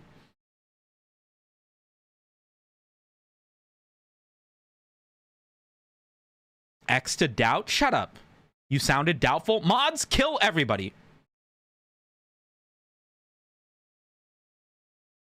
Foie gras cannoli in a cave under a 6-star resort. Wasn't that good? That was a real thing you did. Isn't that a pop-up? Maybe that's what I'm thinking of. I would do, instead of doing fan meet and greets, I would do like stupid pop-ups. And I think that would be poggers. There's mercury, indigo. Good. It's also called the elixir of life. I think it's supposed to make you smart, isn't it? Immortal, I think. Immortal? This stone does it all. I like it. This philosopher's stone's starting to grow on me. I'll take one, please. I was just wondering, how much is this cool-looking ancient stone? It's me, philosopher's stone, eh? Oh, one of a kind. Not going to find anything like it here in the old marketplace. Is this the same philosopher's stone that will be able to grant me the ability to turn things into gold and give me eternal life? Listen, how much mercury have you got at home? Oh, loads, as every British man does. Would you prefer to have a load of old gold instead? Yeah. Because I can make this happen. I love gold. Anyway, £2. £2. It's pretty good. I did see some expired camera film and an assortment of Barbie doll heads. All right, £1.50. £1.50 for eternal life and as much gold as I can drink. £1.20. £1.20? You're having a laugh. You're having me on, mate. Does anyone own it and then go on? The cave in Bali, rest of the meal was brilliant though. Hashtag Sumito pop-up has been spotted in the middle of... Why did I open this message? Niel Jomir in Iceland? You tell me if I said that right. Honestly, don't. Mods, kill that guy. Like a misadventure, or is it just one of those things that... Oh, wow, I really read that as something else. Wait, what's this? Does the philosopher's stone only work when you put it up your butt? It's a suppository. If you don't want to die, you just got to hold it up there the whole time. I've been clenching for over 1,000 years, but... This is a Rick and Morty bit with the fucking seeds from that flower that Morty had to shove up his ass. You guys remember that? From like episode 1? It's worth it, because now I've lived long enough to have a Starbucks. Just don't get a Taco Bell. It's all gonna go. You're about to lose your eternal life. Often expressed by a series of color changes or chemical processes, the instructions for creating so you can make your own. What? Are varied. When expressed in color, the work may pass through phases of, I ain't saying that word aloud, just in case, albedo, sinitrus, and rubido. Would you guys be immortal given the chance? I would take like 50 more years. I think anything over 100 years and it becomes too much of just watching everything you know die in front of you. And then I feel like 1,000 years or even 200 years is like, are you just going to be like an insanely old man who might as well be dead? Would your teeth still rot out of your mouth? That sort of thing. But I feel like you give somebody 50 more years with like a surgery that replaces your heart or decancerfies you or something, I feel like everybody would say yes to 50 more years. What the hell is rubido? Turns out they're all slurs. Uh-oh, goddamn rubidos.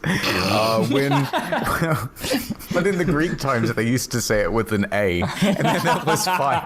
Rubido is a Latin word meaning redness. Okay, so that one means yellowness, that one means whiteness, and that one means blackness. So a little bit of black, a little bit of white, a little bit of yellow, a little bit of red, bubbly boop, Philosopher's Stone. You've got yourself a Philosopher's Stone. Once that's done, put it in inside. You ever think about if your mind runs out of storage space, like you're 5,000 years old and at some point your mind just cannot record anything anymore? That's what I'm saying. Immortality on its own, cringe, mid, virgin, right? It needs to be paired with eternal youth, like advanced, unlimited memory, right? It needs to be paired with a lot. Just to keep yourself from going insane, I think. I do. Someone add that to Wikipedia. You get checked at the airport and they're like, what's this? I swear it's not drugs. It's just the answer to immortality. Yeah, we heard that one before. I'm trying to think of like what could be the most embarrassing thing to happen if you were famous. It would be something like you're walking down the street, you've got a briefcase with you, and it opens up and just dozens of headshots fall out and start blowing into the street. That is the most embarrassing thing you could... First of all, why does a famous person have a briefcase of headshots? Of themselves, I guess. So they're like, already... Would you upload yourself and become an AI to gain immortality? That seems like the worst type of immortality, my opinion. Being able to swap out bodies is like... You would just never take care of yourself. Like, what stops you from just eating and drinking anything and everything that you want to? Getting every venereal disease, you know? Like, I feel like you would lose an appreciation for life if you went that route. Be famous. You're walking down the street, your briefcase opens, and all your NFTs fall out. People start right-clicking. Ooh, I would never recover from that one. No, don't. Crap! That'd be highly, highly shameful. You're a multimillionaire, right? And you go, you know what? I'm gonna go help the poor. And so you buy a whole bunch of NFTs and print them out, and then just start you throw them from a tall building. You give it to a dying child, and you'll be like, hey. What happened to NFTs? Like, I know they're not in the zeitgeist of conversation anymore, but, like, are they still worth money, or did all of them fall off a cliff?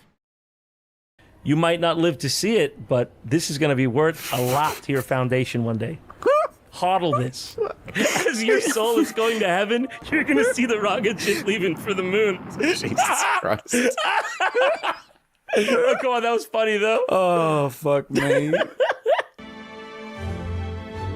Bapus. You remember that Kylie Jenner ad with the Pepsi? Now, that was a good ad. You mean how ridiculous it was, or you're saying it was effective Pepsi marketing? Yeah. What? No, it was a terrible ad. I just think about, how bad it was. We went through this entire ad and did, an hour just clowning on every aspect of this Pepsi ad with Kylie Jenner, and none of it made it into the video. On a regular basis. Yeah. I've got a Pepsi in the fridge, but I keep it there in case the police ever come to my door. It's my safety, Bev. Editing note. We didn't want to get copyright struck, so we found an interview where he said the lyrics, and then we just posted them over the music. We are lions. We are the chosen. Are there captions or something for this? What do you mean? Looks like you have a new video idea. Where did NFTs go? Too boring. Too boring. I like topics that actually have very little depth to them, and then me trying to create depth out of them. But topics that actually have an entire repertoire of history and information that you need to understand to be able to cover them properly aren't great for me, because I'm bad at researching and also reading and scripting and writing and talking. So it doesn't play to my strengths of talk to camera and edit minimally. What's the lyrics for this song? Some said never, but the never done come, and a year took our trust. Oh, it's easy when you can fucking read the lyrics, yeah. Hate's been winning, but the lovers ain't done. Ugh.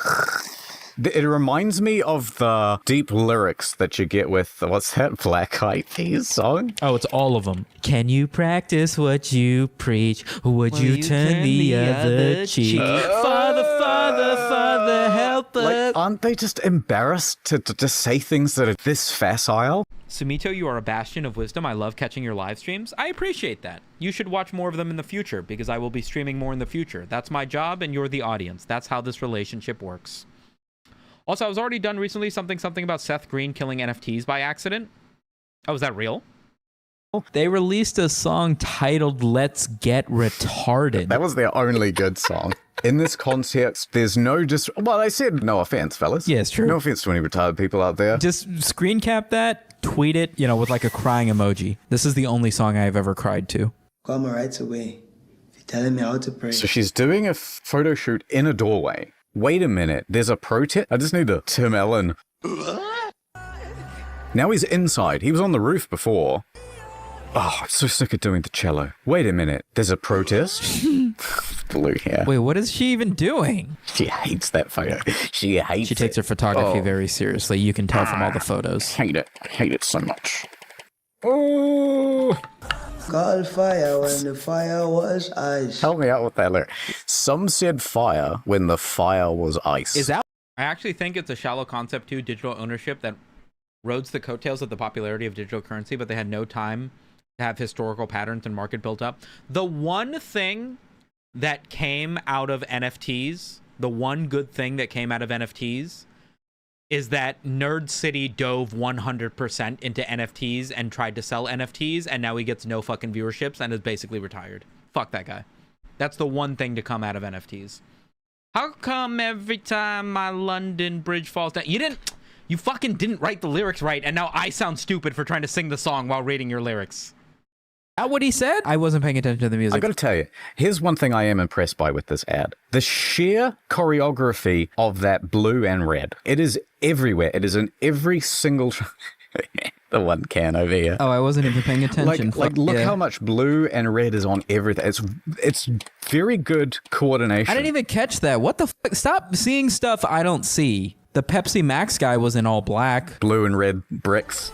Oh man, like a super heroine. I'm leaving. You're not just going to walk off the set, are you? Hold my hair. I just spent like 15 minutes. Probably several hours. Doing your makeup and you're just going to leave? And she's just like, here, peasant, take my wig. This is how she goes everywhere. And then fuck your makeup.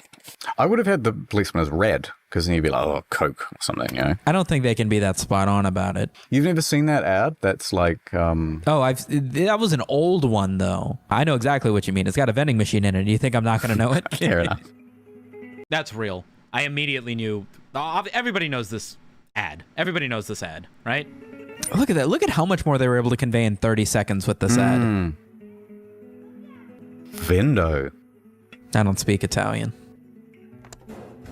That's a great ad. That's a fantastic ad. I love that he has to look at the side of it. The fuck is this? What is this blue can? Oh, it's Pepsi. We got it. Yay. I forgot the fucking end of this thing. Mission accomplished.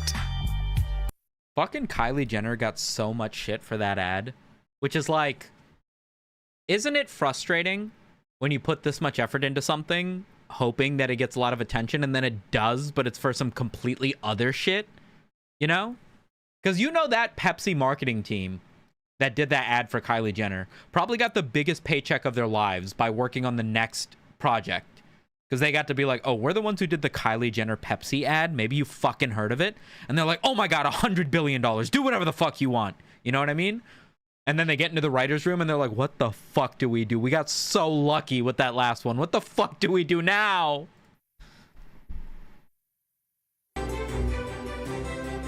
There I am. I'm with two of my mates and one of my mates' girlfriends. So there's four of us. And we're walking up this esplanade, I suppose you call it. And there's like restaurants on our left and on our right. I'm sort of looking at my phone and they've got ahead of me, maybe 20, 30 feet. Next thing I know, someone kind of bumps me with their elbow very lightly, like just to get my attention. Yeah. I turn around and there's this guy and his... Is everything okay with Internet Historian? Yeah, he's taking a bit of a break because he's got like IRL stuff that he's doing. But should be back and should even be back with a video with me. Hopefully soon-ish, but at this point I have no fucking idea. Stellar, thanks for the super chat. Everyone take a shot if you're in a safe place to do so. I have Diet Coke. Does this count? 3 of his mates, and they're all looking at me, and one of them goes, "You dropped your wallet." And I went, "Oh, okay." And I looked down, and he's holding an OK sign below his waist. Oh. And then he proceeds to punch me in the shoulder really hard. Just some guy you didn't know, just some random dude. Absolute stranger. That's assault. Yeah, and I'm like much smaller than all 4 of them. Yeah. And so I just said nothing and then turned around and kept walking. None of my mates saw it either. Sure. So there's like this thing that just happened. My dignity's been assaulted. Yeah. Hang on, waiting for a safe place to pull over. Mods, specify that that's definitely a joke. I was just seething because there was just like nothing I could do about it. Yeah, that would be infuriating. Mods, take away his car keys and also his cat keys. Anyway, so for that reason, I am in the process of buying a gun, and I am going to shoot my useless friends who didn't help me at the time. The KFC Peaches and Cream Mountain Dew goes hard. Have you guys tried that Red Bull Energizer they've got at McDonald's now? It's like a can of Red Bull, and then like soda water, and then like blue raspberry syrup, and then like elderberries that like slowly turn the whole drink purple. It's pretty poggers. I am not a fan of paying $5 for 80 milligrams of caffeine, but the fact that I can grab some sort of relatively good energy drink through a drive-thru is pretty poggers. This happened to me like on the weekend, right? From everybody who I had a chat with, they're like, "Oh, by the way, I saw Everything Everywhere All at Once." I'm not going to watch that purely based on the title. I hate it already. Every time someone would say, "Oh, it's so good," and I would go, "Oh, no, okay, I'll go watch it. Just shut the fuck up." Yeah. I'll go see it. I just don't want to know anything. You know, because I've been told the less you know, the better. Know nothing about it, and it'll be the best movie. Right. Great. I make it all the way to the movie fucking theater. It's me and her story. The guy hands over these tickets that I booked online. And he goes, "Well, there really are a lot of big fucking spoiler movies coming out these days." What? Why have you said that? That's so good. That's like you buy tickets to Marley and Me and you go, "Oh, I hate it when dogs die in films." And I haven't seen anything. Yeah. It was like that. How old or how culturally relevant is the movie Marley and Me that's the first thing that came to mind? That's an old fucking movie, isn't it? At Jack in the Box, if you get a lager combo, it only costs $2.50 to upgrade to a lager Oreo shake. Are you saying lager like the beer?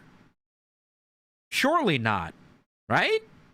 That sort of tone. Yeah. The guy kind of like tried to backtrack and he's going, "I'm 40 and I don't even know that movie." I'm pretty sure Ashton Kutcher's in it. Marley and Me. No, not Ashton Kutcher, the other guy. Owen Wilson. It's from 2008. It's from 2008. "Oh no," and he picks, again, trying not to spoil it, he picks this other movie that had a similar thing in it, and he goes, "I was referencing this," and it's just like, for the next 30 seconds, I'm just sort of staring at him because he's going, "Oh, you know, you're in cinema too," and it's all white noise, because I'm just putting the movie together in my head now. Sorry, I didn't hear anything you just... That's Lewis Spears? Yeah. Lewis Spears, Australian-based stand-up comedian, does also have a YouTube channel where he talks about current news and stuff. Does way better views than I do, by the way. YouTube's not even his main thing, and he shits on me in terms of YouTube views. That feels great, by the way. Operates in Australia, obviously. Him and Internet Historian have linked up to some degree. These are excerpts from their In the Field, which has never come out. This didn't end up becoming a full episode. So the only bits of this you can see, unless they did something for Patreon that I'm not aware of, is from this little rejected episode. I said, "Can you just say that again?" Then I dejectedly went into the movie theater, and exactly the thing that he said would happen happened. All right, cool. Thank you, come again. I've got to go now. I'll go out my exit. Should we call it there, or you want to go on? Hello, Fresh. I'm Dad. Insane. I think I had 2 bits in that whole thing. The Pepsi episode and the fucking other one.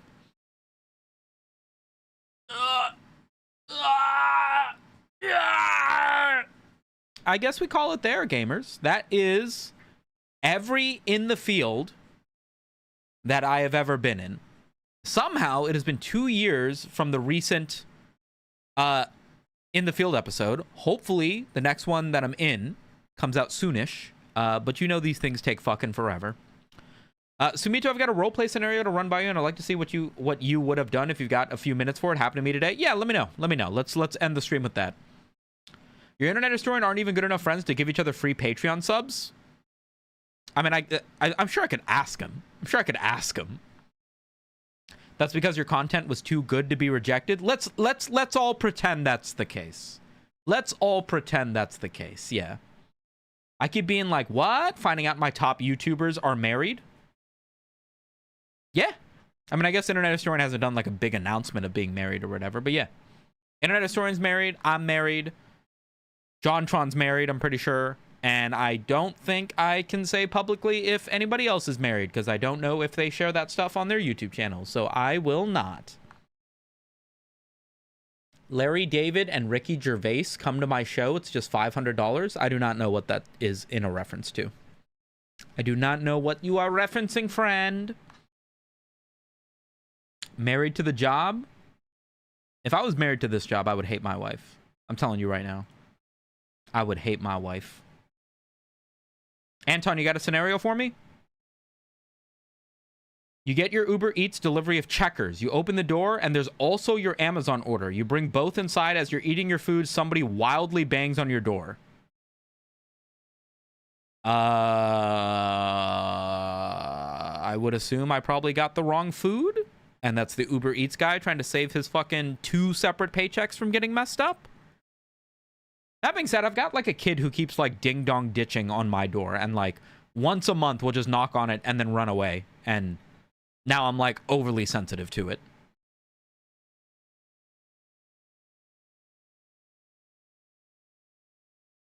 Door locked, lights off. One time I did get the wrong thing delivered to me from Uber Eats, but it was like better food, so I just ate it. And then I got a call from the Uber Eats guy, and I just ignored it. And then he called me like 8 more times, and I just kept ignoring it because I was like, I'm already eating the food. I don't. There's nothing I could do to pick up this call and have it go well. They know you're home. You go to the door to take a peek, and it's an angry lady. She knows you're home. You take a look at your package. It's not your package. What do? I would surely just open the door and give her back the package. I mean, it's upsetting that she's knocking on my door so aggressively, but I feel like if you piece together right away why she's knocking on your door, that's an easy, oh, my bad. No, it was in front of my door. You know, I didn't look at the name, whatever. Stellar, thanks for the gold coin. Too logical, start blasting. Yeah. Barrel to the eye hole, just wait for the next series of knocks, and then just blow her shit smooth off. I secretly got dressed, left out the backyard, and dropped her package at her door before she got back. Oh, wait, that's kind of elite. Because now she's going to think that she's having a schizophrenic episode and didn't see the package and mistook some other package. Yeah, I like that. Anything you can do to make old people question their sanity is a A+ in my book. I like that. Yeah. And then you slowly lace her breakfast oatmeal with arsenic. Yeah. I like that. That's much better than what I would have done. Very good. Why the fuck is the lady angry? You just get a perpetual rage after a certain age, I think. That's just how it is. Anyway, I'm going to head off. Thank you guys so much for dropping by. There is a chance I will edit down all of these reactions into another highlight sort of video. But that probably won't be for a little while because I have to do like a proper normal upload by the end of the month to get a sponsor out, and also because it's been a while to do so. But thank you so much for hanging out. Appreciate all the super chats, all the new members, all the bits, and what have you. Love you guys. I will probably be back with a video by Monday, and then we will probably be streaming some sort of video game Monday as well. So I will catch you guys then. Make sure you follow on Twitter or join the page or join the Discord so that you get pinged when I go live, because YouTube notifications suck. And check out some of the previous live streams if you want more long form talking to chat, reacting to stuff sort of things. Click on my channel, click the live tab.